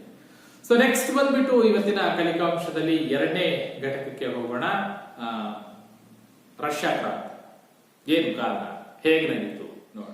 ರಷ್ಯಾ ಕ್ರಾಂತಿಗೆ ಬಂದ್ರೆ ನೋಡಿ, ರಷ್ಯಾ ಅಂತ ಬಂದ ತಕ್ಷಣ ಜಗತ್ತಿನಲ್ಲಿ ಉಳಿದ ಎಲ್ಲ ರಾಷ್ಟ್ರಗಳಿಗಿಂತ ವಿಸ್ತೀರ್ಣದಲ್ಲಿ ದೊಡ್ಡದಾಗಿರ್ತಕ್ಕಂಥ ದೇಶ ಅಂದ್ರೆ ಅದು ರಷ್ಯಾ ಅಲ್ವಾ. ವಿಶ್ವದ ಭೂಪಟವನ್ನ ನಾವು ಗಮನಿಸಿದ್ರೆ, ವಿಶ್ವದ ಭೂಪಟದಲ್ಲಿ ಅತಿ ದೊಡ್ಡ ಭೂಭಾಗವನ್ನ ಹೊಂದಿರತಕ್ಕಂತ ದೇಶ ಅಂತ ಹೇಳಿದ್ರೆ ಅದು ರಷ್ಯಾ. ಸೊ ಇಷ್ಟು ವಿಶಾಲವಾಗಿರ್ತಕ್ಕಂಥ ಭೂಪ್ರದೇಶವನ್ನ ವಿಸ್ತೀರ್ಣತೆಯಿಂದ ದೊಡ್ಡದಾಗಿರ್ತಕ್ಕಂಥ ದೇಶ ರಷ್ಯಾದಲ್ಲಿ 19ನೇ ಶತಮಾನದಲ್ಲಿ ಜಾರ್ ದೊರೆಗಳು ಆಳ್ವಿಕೆಯನ್ನು ನಡೆಸ್ತಾ ಇರ್ತಾರೆ. ಯಾರು? ಜಾರ್ ದೊರೆಗಳು. ದೊಡ್ಡ ರಾಷ್ಟ್ರ ರಷ್ಯಾದಲ್ಲಿ ಜಾರ್ ದೊರೆಗಳು ಆಳ್ವಿಕೆಯನ್ನು ನಡೆಸ್ತಾ ಇತ್ತು. ನೆನ್ಪಿಟ್ಕೊಳ್ಬೇಕು ಮಕ್ಕಳೇ, ಜಾರ್ ದೊರೆಗಳ ಆಳ್ವಿಕೆಗೆ ಒಳಪಟ್ಟಿತ್ತು ರಷ್ಯಾ. ಸೊ ಈ ಜಾರ್ ದೊರೆಗಳು ಆಳ್ವಿಕೆ ಹೇಗಿತ್ತು ಅಂತ ಹೇಳಿದ್ರೆ, ಇವರು ತುಂಬಾ ಕ್ರೂರಿಗಳಾಗಿದ್ರು ಅಂತ ಹೇಳ್ತಾರೆ. ಅಂದ್ರೆ ಇವರ ಆಳ್ವಿಕೆ ಕಾಲ, ಜಾರ್ ದೊರೆಗಳ ಆಳ್ವಿಕೆ ಕಾಲದಲ್ಲಿ ರಷ್ಯಾದಲ್ಲಿ ಕ್ರಾಂತಿ ಆಯ್ತು ಅಂತ ಹೇಳಿದ್ರೆ ಅದಕ್ಕೆ ಕಾರಣ ಇವರು ರೈತರನ್ನ, ಕಾರ್ಮಿಕರನ್ನ ಶೋಷಣೆ ಮಾಡ್ತಾ ಇದ್ರು. ಇವರ ಕಾಲದಲ್ಲಿ ಕುಲೀನರು ಇವರಿಗೆ ತುಂಬಾನೇ ತೊಂದರೆಯನ್ನ ಕೊಡ್ತಾ ಇದ್ರು. ಹಾಗೇನೆ ಈ ಜಮೀನ್ದಾರು ರೈತರನ್ನ, ಬಡವರನ್ನ ತುಂಬಾ ಶೋಷಣೆಗೊಳಪಡಿಸ್ತಾ ಇದ್ರು. ಒಟ್ಟಾರೆ ಹೇಳ್ಬೇಕು ಅಂತ ಹೇಳಿದ್ರೆ ಜಾರ್ ದೊರೆಗಳ ಆಳ್ವಿಕೆ ದಮನಕಾರಿಯಾಗಿತ್ತು. ಪ್ರಜೆಗಳಿಗೆ ಯಾವುದೇ ರೀತಿಯ ಹಕ್ಕುಗಳನ್ನ ಕೊಟ್ಟಿರಲಿಲ್ಲ. ಪ್ರಜೆಗಳ ತೊಂದರೆಗಳನ್ನ ಯಾವತ್ತೂ ಕೇಳಿಸ್ಕೊಳ್ತಾ ಇರಲಿಲ್ಲ. ಸೊ ಹಾಗಾಗಿ ಪ್ರಜೆಗಳು ಅಂದ್ರೆ ರಷ್ಯಾದಲ್ಲಿ ಜಾರ್ ದೊರೆಯ ಆಳ್ವಿಕೆಯಲ್ಲಿದ್ದಂತಹ ಪ್ರಜೆಗಳು ಜಾರ್ ದೊರೆಗಳ ವಿರುದ್ಧ ಅಸಮಾಧಾನವನ್ನ ಹೊಂದಿದ್ರು. ಜಾರ್ ದೊರೆಗಳ ಆಳ್ವಿಕೆಯಿಂದ ದೇಶವನ್ನ ಮುಕ್ತಗೊಳಿಸಲಿಕ್ಕೆ ಬಯಸಿದ್ರು. ಸೊ ಅಂತ ಸಂದರ್ಭದಲ್ಲಿ ಅವಕಾಶಕ್ಕಾಗಿ ಅವರು ಕಾಯ್ತಾ ಇದ್ರು. ಏನ್ ಅವಕಾಶಕ್ಕೆ? ಕ್ರಾಂತಿಯ ಅವಕಾಶಕ್ಕಾಗಿ, ಜಾರ್ ದೊರೆಗಳ ವಿರುದ್ಧ ದಂಗೆ ಏಳಲಿಕ್ಕೆ ಒಂದು ಅವಕಾಶಕ್ಕಾಗಿ ಕಾಯ್ತಾ ಇದ್ರು. ಅವಕಾಶ ಸಿಕ್ತು. ಏನ್ ಸಿಕ್ತು ಅಂತ ನೋಡಿದ್ರೆ 1905ರಲ್ಲಿ ಜಪಾನ್, ಕೇಳಿದ್ರಲ್ಲ, ಜಪಾನ್ ರಷ್ಯಾವನ್ನ ಸೋಲಿಸ್ತು. ಬಹಳ ಮುಖ್ಯ ಮಕ್ಕಳೇ. 1917ರಲ್ಲಿ ರಷ್ಯಾ ಕ್ರಾಂತಿಗೆ ತಕ್ಷಣದ ಕಾರಣ ಅಂತಾನೆ ಹೇಳ್ಬೋದು. ಅಂದ್ರೆ ದಂಗೆ ಸ್ಫೋಟಗೊಳ್ಳಿಕ್ಕೆ ಕಾರಣ ಏನು ಅಂತ ಹೇಳಿದ್ರೆ ತಕ್ಷಣದ ನಾವು ಹೇಳ್ತೀವಿ, ಒಂದು ಪುಟ್ಟ ರಾಷ್ಟ್ರ ಯಾವುದು? ಜಪಾನ್. ಜಪಾನ್ ನೋಡಿರಲ್ಲ, ಒಂದು ದ್ವೀಪ ರಾಷ್ಟ್ರ ಜಪಾನ್, ಸಣ್ಣ ರಾಷ್ಟ್ರ ಜಪಾನ್ ವಿಸ್ತೀರ್ಣದಲ್ಲಿ ವಿಶ್ವದಲ್ಲಿ ಅತಿ ದೊಡ್ಡವಾಗಿರ್ತಕ್ಕಂಥ ರಷ್ಯಾ ಮೇಲೆ ದಾಳಿ ಮಾಡಿ ಜಪಾನ್ ರಷ್ಯಾವನ್ನ ಸೋಲಿಸ್ತು ಅಂತ ಹೇಳಿದ್ರೆ, ರಷ್ಯಾದ ಪ್ರಜೆಗಳು ಜಾರ್ ದೊರೆಗಳ ವಿರುದ್ಧ ಬಂಡೆದ್ರು. ಯಾಕೆಂದ್ರೆ ಯಾವ ಕಡೆಯಿಂದನೂ ರಷ್ಯಾಗೆ ಜಪಾನ್ ಯಾವುದ್ರಲ್ಲೂ ಸರಿಸಾಗಿಲ್ಲ. ವಿಸ್ತೀರ್ಣ ರಷ್ಯಾದಲ್ಲಿ ಒಂದು 10% ಇಲ್ಲ, ಜಪಾನ್ 10% ಇಲ್ಲ. ಅಷ್ಟರ ಮಟ್ಟಿಗೆ ಅಷ್ಟು ಒಂದು ಚಿಕ್ಕ ದ್ವೀಪ ರಾಷ್ಟ್ರವಾಗಿರ್ತಕ್ಕಂಥ ಜಪಾನು ಅಷ್ಟು ದೊಡ್ಡ ರಾಷ್ಟ್ರ ರಷ್ಯಾವನ್ನ ಸೋಲಿಸ್ತು ಅಂತ ಹೇಳಿದ್ರೆ ಅದು ಆ ಜಾರ್ ದೊರೆಗಳ ಆಳ್ವಿಕೆಯನ್ನ, ಅದರ ಅರಾಜಕತೆಯನ್ನ, ಅವರ ಅಸಮರ್ಥತೆಯನ್ನ ಎತ್ತಿ ತೋರಿಸುತ್ತೆ. ಸೊ ಏನಾಗುತ್ತೆ, ಯಾವಾಗ ಜಪಾನ್ ರಷ್ಯಾವನ್ನ ಸೋಲಿಸುತ್ತೆ 1905ರಲ್ಲಿ, ಅದನ್ನೇ ಕಾರಣವಾಗಿಟ್ಕೊಂಡು, ಅದನ್ನೇ ಮುಂದಿಟ್ಕೊಂಡು ಒಂದು ಸಣ್ಣ ರಾಷ್ಟ್ರದಿಂದ ಸೋಲನ್ನ ಅನುಭವಿಸಿರ್ತಕ್ಕಂಥ ರಾಷ್ಟ್ರದ ದೊರೆಗಳ ವಿರುದ್ಧ, ಜಾರ್ ದೊರೆಗಳ ವಿರುದ್ಧ ಪ್ರತಿಭಟನೆಗಳು ಶುರುವಾಗುತ್ತೆ. ರಷ್ಯಾದಲ್ಲಿರ್ತಕ್ಕಂಥ ರೈತರು ದೊಡ್ಡ ಪ್ರಮಾಣದಲ್ಲಿ, ಜೊತೆಗೆ ಕಾರ್ಮಿಕರು, ಕಾರ್ಖಾನೆಗಳಲ್ಲಿ ದುಡಿಮೆ ಮಾಡ್ತಾ ಇರ್ತಕ್ಕಂಥ ಕಾರ್ಮಿಕರು, ರೈತರು, ಬಡವರು, ಶೋಷಿತರು, ಸೊ ಒಟ್ಟಾರೆ ಯಾರ್ಯಾರಿಗೆ ಜಾರ್ ದೊರೆಗಳ ವಿರುದ್ಧ ಅಸಮಾಧಾನ ಇತ್ತು, ಅವರೆಲ್ಲರೂ ಒಟ್ಟಾಗಿ ಜಾರ್ ದೊರೆಗಳ ವಿರುದ್ಧ ದಂಗೆ ಎದ್ರು. ಕಾರ್ಮಿಕರು, ರೈತರು ಶಸ್ತ್ರ ಹೋರಾಟವನ್ನ ಆರಂಭಿಸಿದ್ರು. ಹಾಗೆ ಹೋರಾಟ ಅಲ್ಲ, ನಮ್ಮ ಭಾರತದಲ್ಲಿ ನಡೆದ ಹಾಗೆ ಅಸಹಕಾರ ಅಥವಾ ಹಿಂಸಾತ್ಮಕ ಹೋರಾಟ ಅಲ್ಲ, ಶಸ್ತ್ರಾಸ್ತ್ರಗಳನ್ನ ಇಟ್ಕೊಂಡು ಹೋರಾಟವನ್ನ ರೂಪಿಸ್ತಾರೆ ಜಾರ್ ದೊರೆಗಳು. ಸೊ ಇವರಿಗೆ ಮಾರ್ಗದರ್ಶನ ಮಾಡಿದ್ ಯಾರು ಅಂತ ಹೇಳಿದ್ರೆ ಲೆನಿನ್ ಅಂತಕ್ಕಂಥವ್ರು. ನೆಕ್ಸ್ಟ್ ಓದ್ತೀವಿ. ಲೆನಿನ್ ರಷ್ಯಾದ ಆಡಳಿತವನ್ನ ಸಮರ್ಥವಾಗಿ ಮುನ್ನಡೆಸಿದಂತಹ ವ್ಯಕ್ತಿ ಲೆನಿನ್. ಸೊ ಈ ಲೆನಿನ್ ಏನ್ ಮಾಡ್ತಾರೆ, ಈ ರೈತರಿಗೆ, ಕಾರ್ಮಿಕರಿಗೆ, ಜಾರ್ ದೊರೆಗಳ ವಿರುದ್ಧ ಬಂಡೆದ್ದವರಿಗೆ ಹೋರಾಟದ ವಿಧಾನಗಳನ್ನ ರೂಪಿಸಿಕೊಡ್ತಾರೆ. ಸೊ ಲೆನಿನ್ನ ಮಾರ್ಗದರ್ಶನದಲ್ಲಿ ಮುನ್ನಡೆದಿರ್ತಕ್ಕಂಥ ಈ ಕಾರ್ಮಿಕರು, ರೈತರು ಸಶಸ್ತ್ರ ಹೋರಾಟವನ್ನ ಹೊಂದ್ಬಿಟ್ಟು ಜಾರ್ ದೊರೆಗಳ ವಿರುದ್ಧ ಬಂಡೆ ಇಡ್ತಾರೆ. ಸೊ ಈ ಸಂದರ್ಭದಲ್ಲಿ ಜಾರ್ ದೊರೆಗಳು ನಿರ್ದಾಕ್ಷಿಣ್ಯವಾಗಿ ಆ ದಂಗೆಯನ್ನ ದಮನ ಮಾಡಲಿಕ್ಕೆ, ಹತ್ತಿಕ್ಕಲಿಕ್ಕೆ ಕ್ರಮಗಳನ್ನ ಕೈಗೊಳ್ತಾರೆ. ಆದ್ರೆ ಪ್ರತಿಭಟನೆ ಕಾವು ದಿನೇ ದಿನೇ ಹೆಚ್ಚಾಗ್ತಾ ಹೋಗುತ್ತೆ. ಈ ಪ್ರತಿಭಟನಾಕಾರರ ತೀವ್ರತೆ ಎಷ್ಟಿತ್ತು ಅಂತ ಹೇಳಿದ್ರೆ, ಈ ಪ್ರತಿಭಟನೆಯನ್ನ ಸಹಿಸಲಿಕ್ಕೆ ಸಾಧ್ಯವಾಗಲ್ಲ. ರಷ್ಯಾದಲ್ಲಿ ರೈತರು, ಕಾರ್ಮಿಕರು ಸಂಘಟಿಸಿರ್ತಕ್ಕಂಥ ಈ ಪ್ರತಿಭಟನೆಯ ಕಾವನ್ನ ತಾಳಲಾರದೆ, ಪ್ರತಿಭಟನೆಯನ್ನ ಎದುರಿಸಲಾರದೆ ರಷ್ಯಾದ ಕೊನೆಯ ದೊರೆಯಾಗಿರ್ತಕ್ಕಂಥ, ಅಂದ್ರೆ ಆ ದಂಗೆ ಇದ್ದಂತಹ ಸಂದರ್ಭದಲ್ಲಿ ರಷ್ಯಾದಲ್ಲಿ ಇದ್ದಂತಹ ದೊರೆ ಎರಡನೇ ನಿಕೋಲಾಸ್. ನೆನ್ಪಿಟ್ಕೊಳ್ಬೇಕು ಮಕ್ಕಳೇ, ರಷ್ಯಾದ ಕೊನೆಯ ದೊರೆ ಯಾರು ಅಂತ ಹೇಳಿದ್ರೆ ಎರಡನೇ ನಿಕೋಲಾಸ್. ಇವನೇನ್ ಮಾಡ್ತಾನೆ, ದಂಗೆಯನ್ನ ಎದುರಿಸಲಾಗದೆ, ನಿಯಂತ್ರಿಸಲಿಕ್ಕೆ ಸಾಧ್ಯವಾಗದೆ ದೇಶವನ್ನ ಬಿಟ್ಟು ಪಲಾಯನ ಮಾಡ್ದ, ದೇಶ ಬಿಟ್ಟು ಓಡೋದ ಅಂತ ಹೇಳ್ತಾರೆ. ಯಾವಾಗ ಎರಡನೇ ನಿಕೋಲಾಸ್ ದಂಗೆಯನ್ನ ಎದುರಿಸಲಾಗದೆ ದೇಶವನ್ನ ತ್ಯಜಿಸ್ತಾನೆ, ಆ ಸಂದರ್ಭದಲ್ಲಿ ಆ ದೇಶದ ಆಳ್ವಿಕೆಯನ್ನ, ಆ ದೇಶದ ಚುಕ್ಕಾಣಿಯನ್ನ ಹಿಡಿದಿದ್ದು 1917 ಫೆಬ್ರವರಿ ಅದನ್ನ ಜಾರ್ ದೊರೆ ದೇಶವನ್ನ ತ್ಯಜಿಸಿ ಹೋಗ್ತಾನಲ್ಲ, ಆ ಸಂದರ್ಭದಲ್ಲಿ ಸಂಕ್ರಮಣ ಆಗುತ್ತಲ್ಲ, ರಾಜಕೀಯ ಸಂಕ್ರಮಣ, ಅಧಿಕಾರದ ವರ್ಗಾವಣೆ ಆಗುತ್ತೆ. ಸೊ ಆ ಒಂದು ಕಾಲವನ್ನ 1917 ಫೆಬ್ರವರಿ ಕ್ರಾಂತಿ ಅಂತ ಕರೀತಾರೆ.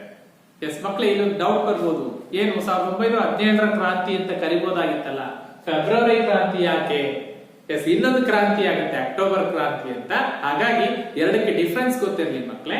1917 ಫೆಬ್ರವರಿ ಕ್ರಾಂತಿಯಲ್ಲಿ ಜಾರ್ ದೊರೆಗಳಿಂದ ರಷ್ಯಾದ ಆಳ್ವಿಕೆಯನ್ನ ವಹಿಸಿಕೊಂಡಿದ್ದು ಮನ್ಯವಿಕ್ ಅಂತಕ್ಕಂಥ ಒಂದು ಸಂಘಟನೆ. ಮನ್ಯವಿಕ್ರು ಜಾರ್ ದೊರೆಗಳಿಂದ ಆಳ್ವಿಕೆಯನ್ನ ತಾವು ಪಡೆದುಕೊಂಡ್ರು, ರಷ್ಯಾದಲ್ಲಿ ಆಳ್ವಿಕೆಯನ್ನ ಮುನ್ನಡೆಸ್ತಾ ಇದ್ದಾರೆ.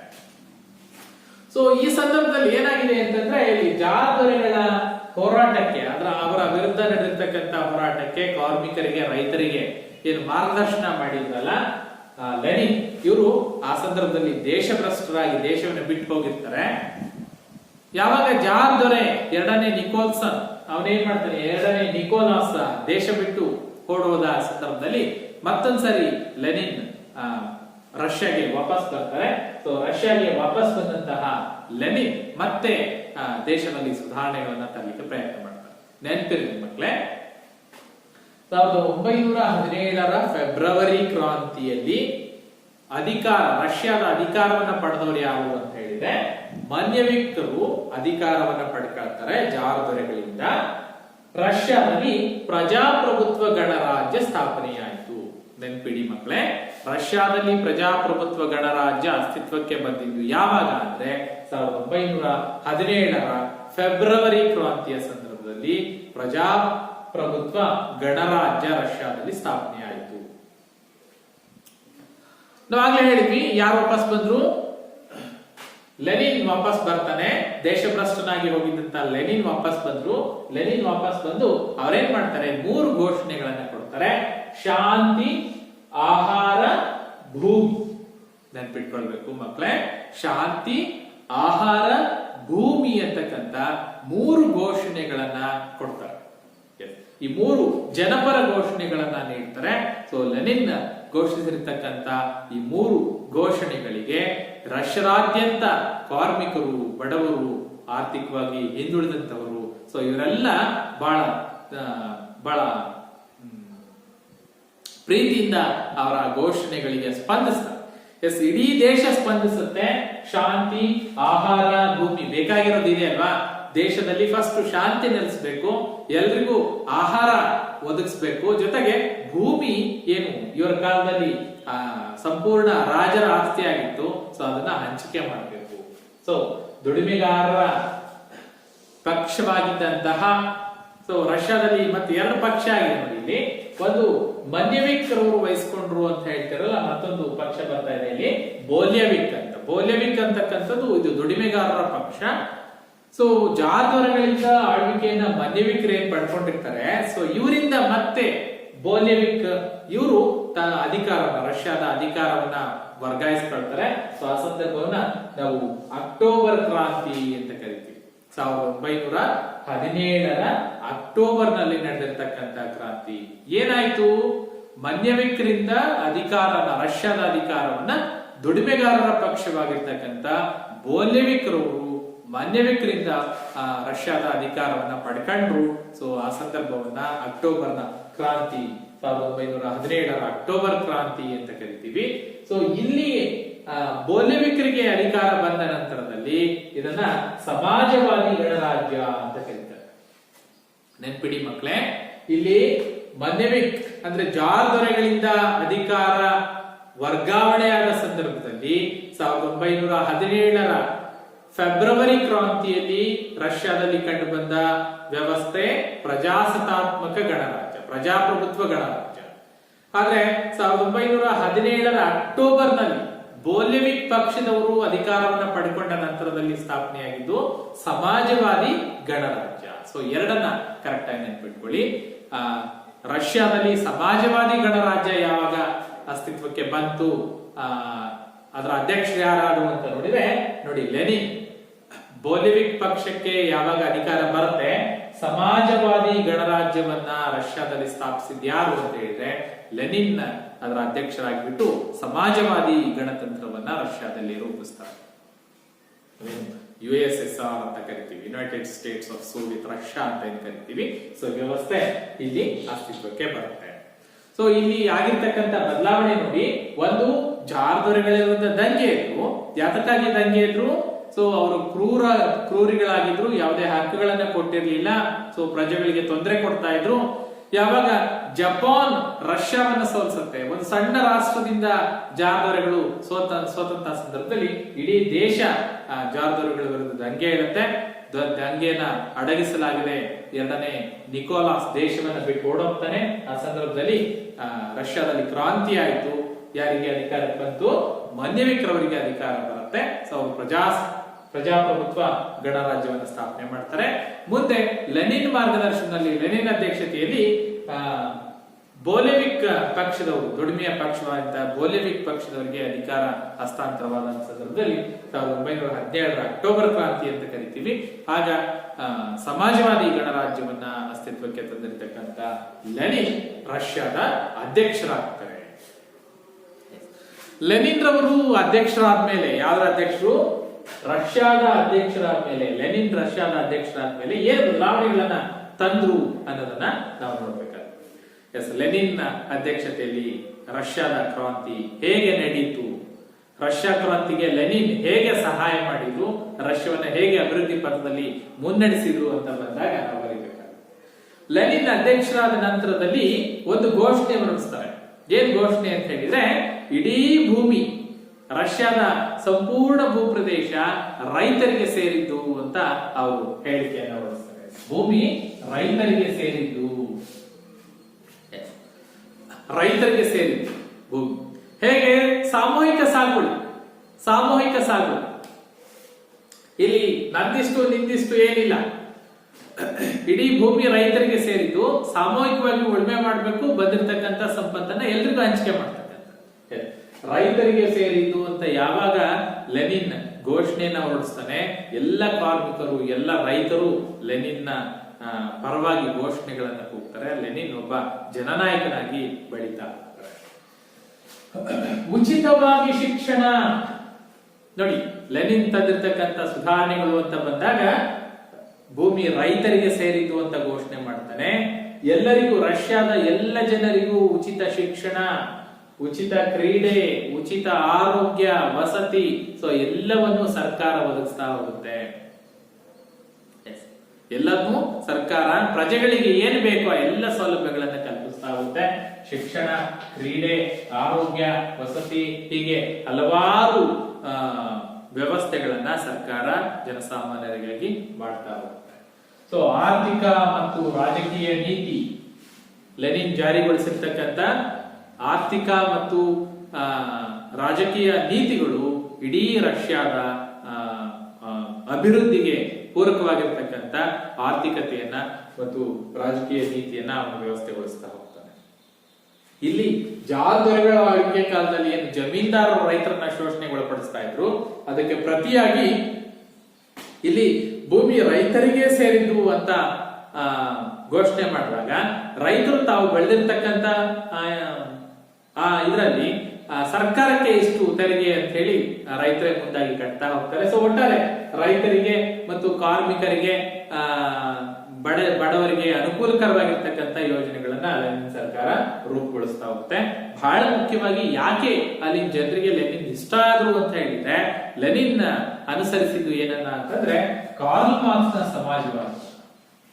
ಸಮಾಜವಾದಿ ಗಣರಾಜ್ಯವನ್ನು ನಾವು ಪ್ರತಿಪಾದಿಸ್ತಾರಲ್ಲ, ಸೊ ಆ ಸಂದರ್ಭದಲ್ಲಿ ಕಾರ್ಲ್ ಮಾರ್ಕ್ಸ್ ನ ತತ್ವ ಕೇಳಿದ್ರಲ್ಲ ನೀವು, ಕಾರ್ಲ್ ಮಾರ್ಕ್ಸ್ವಾದ ಅಂತ ಹೇಳಿ, ಕಾರ್ಲ್ ಮಾರ್ಕ್ಸ್ ನ ತತ್ವಗಳನ್ನ ವೈಜ್ಞಾನಿಕವಾಗಿ ಮೊಟ್ಟ ಮೊದಲ ಬಾರಿಗೆ ಜಾರಿಗೊಳಿಸಿದ್ದು ಅಂತ ಹೇಳಿದ್ರೆ ಅದು ಲೆನಿನ್ ರಷ್ಯಾದಲ್ಲಿ ಜಾರಿ ತರ್ತಾರೆ. ರಷ್ಯಾದಲ್ಲಿ ಹಿಂದೆಂದೂ ಕಂಡು ಕೇಳರಿಯದಂತಹ ಬದಲಾವಣೆಗಳಾಗ್ತಾ ಹೋಗುತ್ತೆ. ಏನಾಗುತ್ತೆ, ಕಾರ್ಲ್ ಮಾರ್ಕ್ಸ್ ನ ವಾದದಲ್ಲಿ ಏನ್ ಹೇಳ್ತಾನೆ ಅಂತಂದ್ರೆ ಎಲ್ಲವೂ ಕಾರ್ಮಿಕರದ್ದೇ, ಕಾರ್ಮಿಕರೇ ಮಾಲೀಕರು, ಇಲ್ಲಿ ಮಾಲೀಕರು ಕಾರ್ಮಿಕರು, ಉಳ್ಳವರು ಇಲ್ಲದವರು ಏನಿಲ್ಲ, ಯಾರು ದುಡಿಮೆ ಮಾಡ್ತಾರೆ ಅವರೇ ಅದರ ಒಡೆಯರು ಅಂತ. ಸೊ ಯಾವಾಗ ಎಲ್ಲವೂ ಕಾರ್ಮಿಕರದ್ದೇ, ಕಾರ್ಮಿಕರೇ ಎಲ್ಲವೂ ಕಾರ್ಮಿಕರದ್ದೇ ಆದಾಗ ಸೊ ಸಂಪೂರ್ಣ ಎಲ್ಲರೂ ನನ್ನ ದೇಶ ಅನ್ನೋ ದುಡಿಮೆಯಲ್ಲಿ ಭಾಗವಹಿಸ್ತಾ ಹೋಗ್ತಾರೆ. ಸೊ ಕಾರ್ಲ್ ಮಾರ್ಕ್ಸ್ ನ ವೈಜ್ಞಾನಿಕ ಸಮಾಜವಾದ ಪದ್ಧತಿಯನ್ನ ಲೆನಿನ್ ಜಾರಿಗೊಳಿಸ್ತಾರೆ. ದೇಶ ಉತ್ತಮವಾಗಿ ಪ್ರಗತಿಯ ಹಾದಿಯಲ್ಲಿದ್ದಂತಹ ಸಂದರ್ಭದಲ್ಲಿ 1924ರಲ್ಲಿ ಲೆನಿನ್ ಮರಣ ಹೊಂದ್ತಾರೆ. ಲೆನಿನ್ ಎಷ್ಟರಲ್ಲಿ ಮರಣ ಹೊಂದಿದ್ರು ಮಕ್ಕಳೇ? 1924ರಲ್ಲಿ ಲೆನಿನ್ ಮರಣ ಹೊಂದ್ತಾರೆ. ಸೊ ಕ್ರಾಂತಿ ಆಗಿದ್ದ 17ರಲ್ಲಿ, ಸೊ ಇಲ್ಲಿ 17ರಲ್ಲಿ ಕ್ರಾಂತಿ ಆಗಿದ್ರಿಂದ ಅದೇನಾಗುತ್ತೆ, ಮೊದಲನೇ ಮಹಾಯುದ್ಧದಲ್ಲಿ ತಟಸ್ಥ ಆಗುತ್ತೆ. ಆನಂತರದಲ್ಲಿ ಅಭಿವೃದ್ಧಿ ಕಾರ್ಯಗಳು ಮುಂದುವರ್ಕೊಂಡು ಹೋಗುತ್ತೆ. ಲೆನಿನ್ ನಂತರದಲ್ಲಿ ರಷ್ಯಾದ ನಾಯಕತ್ವವನ್ನು ವಹಿಸಿಕೊಂಡಿದ್ದು ಸ್ಟಾಲಿನ್, ಜೋಸೆಫ್ ಸ್ಟಾಲಿನ್. ರಷ್ಯಾವನ್ನ ಅಮೆರಿಕಕ್ಕೆ ಸವಾಲಾಗುವಂತೆ ಬೆಳೆಸಿರ್ತಕ್ಕಂಥ ಹೆಗ್ಗಳಿಕೆ, ಕೀರ್ತಿ ಜೋಸೆಫ್ ಸ್ಟಾಲಿನ್ಗೆ ಸಲ್ಲಬೇಕು ಮಕ್ಕಳ. ಯಾಕೆಂದ್ರೆ ಇಡೀ ಜಗತ್ತಿನಲ್ಲಿ ಎರಡು ಪ್ರಬಲ ರಾಷ್ಟ್ರಗಳು ಏನಿದೆ, ಎರಡನೇ ಮಹಾಯುದ್ಧದ ಸಂದರ್ಭದ ಹೊತ್ತಿಗೆ ಎರಡು ಶಕ್ತಿಶಾಲಿ ಬಣಗಳು ಅಸ್ತಿತ್ವಕ್ಕೆ ಬರುತ್ತೆ ಅಲ್ವಾ. ಒಂದು ರಷ್ಯಾ ಬಣ, ಮತ್ತೊಂದು ಅಮೆರಿಕ ಬಣ ಅಂತ ಕರಿತೀವಿ. ಒಂದು ಕಮ್ಯುನಿಸ್ಟ್ ಬಣ, ಒಂದು ಪ್ರಜಾಪ್ರಭುತ್ವ ಬಣ. ಆ ಕಮ್ಯುನಿಸ್ಟ್ ರಾಷ್ಟ್ರವನ್ನ ಬೆಳೆಸಿದ್ದು ಯಾರು ಅಂತ ಹೇಳಿದ್ರೆ ಸ್ಟಾಲಿನ್. ಎಷ್ಟು ಮಟ್ಟಿಗೆ ಬೆಳೆಸ್ತಾನೆ ಅಂದ್ರೆ ಅಮೆರಿಕಕ್ಕೆ ಸವಾಲಾಗುವಂತೆ ಬೆಳೆಸ್ತಾನೆ. ಅಂದ್ರೆ ಆ ವೇಳೆಗಾಗಲೇ ಅಮೆರಿಕ ವಿಶ್ವದ ಬಲಿಷ್ಠ ರಾಷ್ಟ್ರವಾಗಿ ರೂಪುಗೊಂಡಿರುತ್ತೆ. ಅಮೆರಿಕಕ್ಕೆ ಸವಾಲಾಗುವ ಮಟ್ಟಿಗೆ ರಷ್ಯಾವನ್ನ ಅಭಿವೃದ್ಧಿ ಪಥದಲ್ಲಿ ಮುನ್ನಡೆಸಿದ್ದು ಸ್ಟಾಲಿನ್. ಏನ್ ಮಾಡ್ದ ಸ್ಟಾಲಿನ್ ಅಂತ ಕೆಲಸನ ಅಂತ ನೋಡಿದ್ರೆ, ನೋಡಿ ಅಭಿವೃದ್ಧಿಗೆ ತುಂಬಾ ಸಹಕಾರಿಯಾಗಿರ್ತಕ್ಕಂಥ ಯೋಜನೆ ಅಂತ ಹೇಳಿದ್ರೆ ಸ್ಟಾಲಿನ್ ಜಾರಿಗೊಳಿಸಿರ್ತಕ್ಕಂಥ ಪಂಚವಾರ್ಷಿಕ ಯೋಜನೆಗಳು. ಸ್ಟಾಲಿನ್ ರಷ್ಯಾದಲ್ಲಿ ಜಾರಿಗೊಳಿಸಿರ್ತಕ್ಕಂಥ ಪಂಚವಾರ್ಷಿಕ ಯೋಜನೆಗಳು ರಷ್ಯಾದ ಅಭಿವೃದ್ಧಿಯ ಪಥವನ್ನೇ ಬದಲಾಯಿಸುತ್ತೆ. ರಷ್ಯಾ ತುಂಬಾ ಶೀಘ್ರವಾಗಿ ಅಭಿವೃದ್ಧಿಯನ್ನ ಕಾಣ್ತಾ ಹೋಗುತ್ತೆ. ಇವನ್ ಮಕ್ಕಳೇ, ಭಾರತ ಸ್ವತಂತ್ರಗೊಂಡಾಗ ಏನು ಪಂಚವಾರ್ಷಿಕ ಯೋಜನೆಗಳು ಅಂತ ಭಾರತದಲ್ಲಿ ನೆಹರೂರವರು ಆರಂಭಿಸ್ತಾರೆ, ಆ ನೆಹರೂರವರು ಜಾರಿಗೊಳಿಸಿರ್ತಕ್ಕಂಥ ಪಂಚವಾರ್ಷಿಕ ಯೋಜನೆಗಳು ಇದು ರಷ್ಯಾದಿಂದ ತೆಗೆದುಕೊಂಡಿರ್ತಕ್ಕಂಥ ಯೋಜನೆ. ರಷ್ಯಾದ ಪಂಚವಾರ್ಷಿಕ ಯೋಜನೆಗಳು ಅದನ್ನ ಕಾಪಿ ಮಾಡಿ ಭಾರತದಲ್ಲೂ ಕೂಡ ಪಂಚವಾರ್ಷಿಕ ಯೋಜನೆಗಳು. ಸೊ ಆ ರೀತಿಯಲ್ಲಿ ರಷ್ಯಾದಲ್ಲಿ ಏನು ಪಂಚವಾರ್ಷಿಕ ಯೋಜನೆಗಳನ್ನ ಜಾರಿಗೊಳಿಸಿದ ಮೇಲೆ ಅಭಿವೃದ್ಧಿಯನ್ನ ಸಾಧಿಸ್ತಾ ಹೋಗ್ತಾರೆ. ಅದೇ ನಿಟ್ಟಿನಲ್ಲಿ ಭಾರತದಲ್ಲೂ ಕೂಡ ಪಂಚವಾರ್ಷಿಕ ಯೋಜನೆಗಳನ್ನ ಜಾರಿಗೊಳಿಸ್ಬಿಟ್ಟು ಅಭಿವೃದ್ಧಿಯನ್ನ ಮಾಡಲಿಕ್ಕೆ ಕ್ರಮಗಳನ್ನ ಕೈಗೊಳ್ಳಲಾಗುವುದು. ಒಂದು. ಇನ್ನು ಎರಡನೇದು, ರಷ್ಯಾ ಬಾಹ್ಯಾಕಾಶ ಕ್ಷೇತ್ರದಲ್ಲಿ ಅದ್ವಿತೀಯ ಸಾಧನೆಯನ್ನು ಮಾಡ್ತಾ ಹೋಗುತ್ತೆ ಮಕ್ಕಳೇ. ಎಷ್ಟರ ಮಟ್ಟಿಗೆ ಬಾಹ್ಯಾಕಾಶ ಕ್ಷೇತ್ರದಲ್ಲಿ ರಷ್ಯಾ ಸಾಧನೆ ಮಾಡುತ್ತೆ ಅಂದ್ರೆ, ಬಾಹ್ಯಾಕಾಶಕ್ಕೆ ಮೊದಲ ಮಾನವ ಸಹಿತ ನೌಕೆಯನ್ನ ಕಳಿಸಿದ್ದು ಅಂತ ಹೇಳಿದ್ರೆ ಅದು ರಷ್ಯಾ. ಬಾಹ್ಯಾಕಾಶಕ್ಕೆ ಮೊದಲ ಮಾನವ ಸಹಿತ ನೌಕೆಯನ್ನ, ಬಾಹ್ಯಾಕಾಶಕ್ಕೆ ಮೊದಲು ಮಾನವನನ್ನ ಕಳಿಸಿದ್ದು ರಷ್ಯಾ. ಸೊ ಅಷ್ಟರ ಮಟ್ಟಿಗೆ ರಷ್ಯಾ ಅಮೆರಿಕಕ್ಕೆ ಪ್ರತಿಸ್ಪರ್ಧಿಯಾಗಿ ಬೆಳೆಯುತ್ತೆ. ರಷ್ಯಾದ ಯೂರಿ ಗಗರಿನ್, ನೆನ್ಪಿಟ್ಕೊಳ್ಳಿ, ಯೂರಿ ಗಗರಿನ್ ವಿಶ್ವದ ಮೊಟ್ಟ ಮೊದಲ ಗಗನಯಾನಿ ಅಂತ ಕರಿತೀವಿ. ಯೂರಿ ಗಗರಿನ್ ಅದನ್ನ ಕಳಿಸಿದ್ಯಾ ಅದು ನೋಡಿ ರಷ್ಯಾ. ಎಷ್ಟರ ಮಟ್ಟಿಗೆ ಬೆಳವಣಿಗೆಯನ್ನು ಸಾಧಿಸುತ್ತೆ. ಒಂದು ಹಂತದಲ್ಲಿ ಜಾರ್ ದೊರೆಗಳ ಆಳ್ವಿಕೆಯಿಂದ ಕಂಗೆಟ್ಟಿರ್ತಕ್ಕಂಥ ರಷ್ಯಾವನ್ನ ಜಗತ್ತಿನ ಮುಂಚೂಣಿಗೆ ತಂದು ನಿಲ್ಲಿಸಿರ್ತಕ್ಕಂಥ ಕೀರ್ತಿ ಸ್ಟಾಲಿನ್ಗೆ ಸಲ್ಲುತ್ತೆ. ವೈಜ್ಞಾನಿಕ ಕ್ಷೇತ್ರದಲ್ಲಿ ಅಪ್ರತಿಮ ಸಾಧನೆಯನ್ನು ಮಾಡ್ತಾರೆ. ಆನಂತರದಲ್ಲಿ ಏನಾಗುತ್ತೆ, ಅಮೆರಿಕ ಮತ್ತು ರಷ್ಯಾದ ನಡುವೆ ಪೈಪೋಟಿ ಶುರು ಆಗುತ್ತೆ ಬಾಹ್ಯಾಕಾಶ ಕ್ಷೇತ್ರಕ್ಕೆ ಸಂಬಂಧಪಟ್ಟಂತೆ. ಆನಂತರದಲ್ಲಿ ಅಮೆರಿಕದವರು ಚಂದ್ರನ ಮೇಲೆ ಮಾನವನ ಕಳಿಸೋ ಪ್ರಯತ್ನವನ್ನು ಮಾಡ್ತಾ ಹೋಗ್ತಾರೆ. ಸೊ ಹೀಗೆ ಹೋಗುದು. ನೆಕ್ಸ್ಟ್ ಬಂದ್ಬಿಟ್ಟು ಈ ಸಮಾಜವಾದಿ ಬಣಗಳ ನೇತೃತ್ವವನ್ನ ಸ್ಟಾಲಿನ್ ಏನ್ ವಹಿಸಿದ್ರು. ಸೊ ಈ ಸಂದರ್ಭದಲ್ಲಿ ಅಭಿವೃದ್ಧಿಯ ಕಡೆಗೆ ಹೆಚ್ಚು ಗಮನ ಹರಿಸಿರ್ತಕ್ಕಂಥ ಜೋಸೆಫ್ ಸ್ಟಾಲಿನ್ ಸಮಾಜವಾದಿ ಬಣವನ್ನ ಬಿಗಿಗೊಳಿಸ್ತಕ್ಕಂಥ, ಗಟ್ಟಿಗೊಳಿಸ್ತಕ್ಕಂಥ ಕೆಲಸದಲ್ಲಿ ಎಲ್ಲೋ ಒಂದ್ ಕಡೆ ಎಡವಿದ್ರು ಅಂತ ಹೇಳಲಾಗುತ್ತೆ. ಅಂದ್ರೆ ಒಂದಷ್ಟು ತಪ್ಪುಗಳನ್ನ ಮಾಡಿದ್ರು. ಅಂದ್ರೆ ಅಭಿವೃದ್ಧಿಯ ಕಡೆಗೆ ಹೆಚ್ಚಿನ ಗಮನ ಬಿಟ್ರೆ ಸಮಾಜವಾದಿ ಬಣದ, ಸಮಾಜವಾದಿ ಪ್ರಜಾಪ್ರಭುತ್ವವನ್ನ ಗಟ್ಟಿಗೊಳಿಸ್ತಕ್ಕಂಥ ಕೆಲಸವನ್ನ ಸ್ಟಾಲಿನ್ ಮಾಡಲಿಲ್ಲ. ಸೊ ಅದರ ಪರಿಣಾಮ ಏನಾಗುತ್ತೆ ಅಂದ್ರೆ, ಮುಂದೆ ಸಮಾಜವಾದಿ ಗಣರಾಜ್ಯ ಅಂತಕ್ಕಂಥ ವ್ಯವಸ್ಥೆ ಕುಸಿದು ಬೀಳಲಿಕ್ಕೆ ಕಾರಣ ಆಯಿತು. ಸೊ ಸಮಾಜವಾದಿ ರಾಷ್ಟ್ರಗಳ ನೇತೃತ್ವವನ್ನು ವಹಿಸ್ತಾ ಹೋಗುತ್ತೆ. ಅಭಿವೃದ್ಧಿ ಪಥದಲ್ಲಿ ಮುನ್ನಡೆದಂತಹ ರಷ್ಯಾ ನಂತರದಲ್ಲಿ ಎರಡನೇ ಮಹಾಯುದ್ಧದ ನಂತರದಲ್ಲಿ ಏನ್ ಮಾಡ್ತಾ ಹೋಗುತ್ತೆ ಅಂದ್ರೆ, ಇಡೀ ವಿಶ್ವದ ಸಮಾಜವಾದಿ ರಾಷ್ಟ್ರಗಳು ಏನಿದೆ ಆ ಎಲ್ಲ ಸಮಾಜವಾದಿ ರಾಷ್ಟ್ರಗಳ ಆ ಬಣದ ನೇತೃತ್ವವನ್ನ, ನಾಯಕತ್ವವನ್ನ ವಹಿಸ್ಕೊಳ್ಳುತ್ತೆ.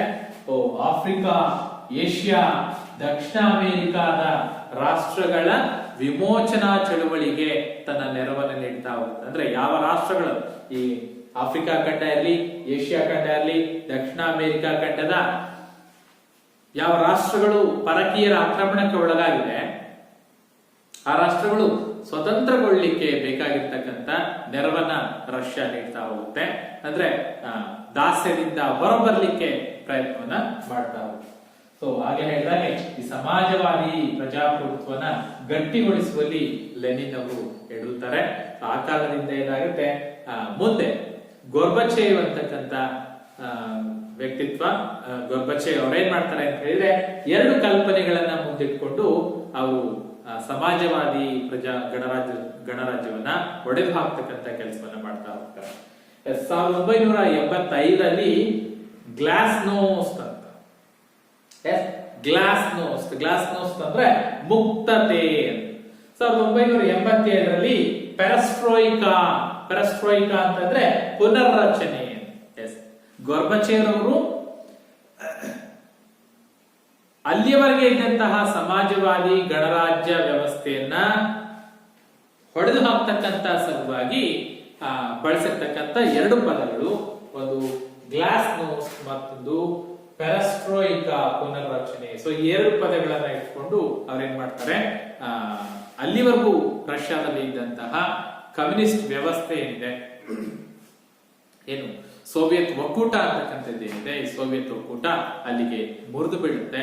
ನಂತರದಲ್ಲಿ ಗೋರ್ಬಚೇವ್ ಅವರು ರಷ್ಯಾದಲ್ಲಿ ತಮ್ಮದೇ ಆಗಿರ್ತಕ್ಕಂಥ ಸುಧಾರಣೆಗಳನ್ನ, ಚಾಪ್ಗಳನ್ನ ಮೂಡಿಸ್ತಾ ಹೋಗ್ತಾರೆ. ಅದ ನಂತರದ ಅಧ್ಯಾಯ. ರೈಟ್. ಅಂದ್ರೆ ನಾವು ಇಲ್ಲಿ ರಷ್ಯಾ ಕ್ರಾಂತಿಯಲ್ಲಿ ನಾವು ಏನನ್ನ ಅಭ್ಯಾಸ ಮಾಡಿದ್ವಿ ಅನ್ನೋದನ್ನ ಕರೆಕ್ಟ್ ಆಗಿ ಬಿಟ್ಕೊಳ್ಳಿ.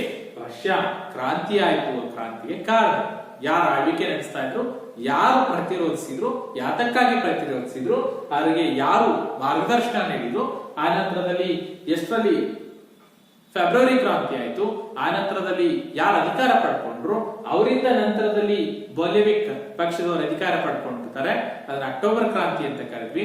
ಅಲ್ಲಿ ಲೆನಿನ್ ಅಧ್ಯಕ್ಷರಾದ್ರು. ಲೆನಿನ್ ಏನು ಸುಧಾರಣೆಗಳನ್ನ ತಂದ್ರು, ಲೆನಿನ್ ಎಷ್ಟರಲ್ಲಿ ಮರಣ ಹೊಂದ್ರು, ಆ ನಂತರದಲ್ಲಿ ಸ್ಟಾಲಿನ್ ತಂದಿರ್ತಕ್ಕಂಥ ಸುಧಾರಣೆಗಳು. ಸೊ ಇದಿಷ್ಟು ರಷ್ಯಾ ಕ್ರಾಂತಿಯಲ್ಲಿ ನಾವು ಅಭ್ಯಾಸ ಮಾಡಿ. ಸೊ ಮಕ್ಕಳೇ, ಇವತ್ತಿನ ಕ್ಲಾಸ್ ಅಲ್ಲಿ ನಾವು ಪ್ರಮುಖವಾಗಿ ತಿಳ್ಕೊಂಡಿದ್ದು ಎರಡೇ ಕಲಿಕಾಂಶಗಳು. ಒಂದು ಮೊದಲನೇ ಮಹಾಯುದ್ಧ, ಮತ್ತೊಂದು ರಷ್ಯಾ ಕ್ರಾಂತಿ. ಸೊ ಇದಕ್ಕೆ ಸಂಬಂಧಪಟ್ಟ ಹಾಗೆ ಹೋಮ್ವರ್ಕ್ ಅನ್ನ ಮಾಡಿ ಮೊದಲನೇ ಮಹಾಯುದ್ಧಕ್ಕೆ ಕಾರಣಗಳನ್ನ ಬರೆಯಿರಿ ಅಥವಾ ಮೊದಲನೇ ಮಹಾಯುದ್ಧವನ್ನ ಕುರಿತು ಟಿಪ್ಪಣಿ ಬರೆಯಿರಿ. ಸಪರೇಟ್ ಆಗಿ ಬರೀಬಹುದು ಮಕ್ಕಳೇ. ಮೊದಲನೇ ಮಹಾಯುದ್ಧಕ್ಕೆ ಕಾರಣಗಳು, ಮೊದಲನೇ ಮಹಾಯುದ್ಧಕ್ಕೆ ತಕ್ಷಣದ ಕಾರಣ, ಮೊದಲನೇ ಮಹಾಯುದ್ಧದ ಒಪ್ಪಂದ, ಮೊದಲನೇ ಮಹಾಯುದ್ಧದ ಪರಿಣಾಮಗಳು, ಲೀಗ್ ಆಫ್ ನೇಷನ್ ಸ್ಥಾಪನೆಗೆ ಕಾರಣಗಳು. ಸೊ ಹೀಗೆ ಪಟ್ಟಿ ಮಾಡಿಕೊಂಡು ಪ್ರಶ್ನೆ ಹಾಕೊಂಡು ಉತ್ತರ ಬರೀತಾ ಹೋಗಿ. ಎರಡನೇದು ರಷ್ಯಾ ಕ್ರಾಂತಿಯನ್ನ ಕುರಿತು ಬರೆಯಿರಿ, ಅಥವಾ ಲೆನಿನ್ ನೇತೃತ್ವದಲ್ಲಿ ರಷ್ಯಾ ಕ್ರಾಂತಿ ಹೇಗೆ ನಡೆಯಿತು, ಅಥವಾ ಜೋಸೆಫ್ ಸ್ಟಾಲಿನ್ ನೇತೃತ್ವದಲ್ಲಿ ರಷ್ಯಾ ಹೇಗೆ ಅಭಿವೃದ್ಧಿಯನ್ನು ಸಾಧಿಸಿತು. ಸೊ ಹೀಗೆ ಪ್ರಶ್ನೆಗಳನ್ನು ಹಾಕೊಂಡು ಉತ್ತರಿಸಿ. ಮುಂದಿನ ತರಗತಿಯಲ್ಲಿ ಮುಂದಿನ ಕಲಿಕಾಂಶಗಳನ್ನು ಕುರಿತು ಮತ್ತೆ ಇನ್ನೊಂದು ತರಗತಿಯಲ್ಲಿ ಭೇಟಿ ಆಗ್ತೀನಿ. ಅಲ್ಲಿವರೆಗೂ ಧನ್ಯವಾದ.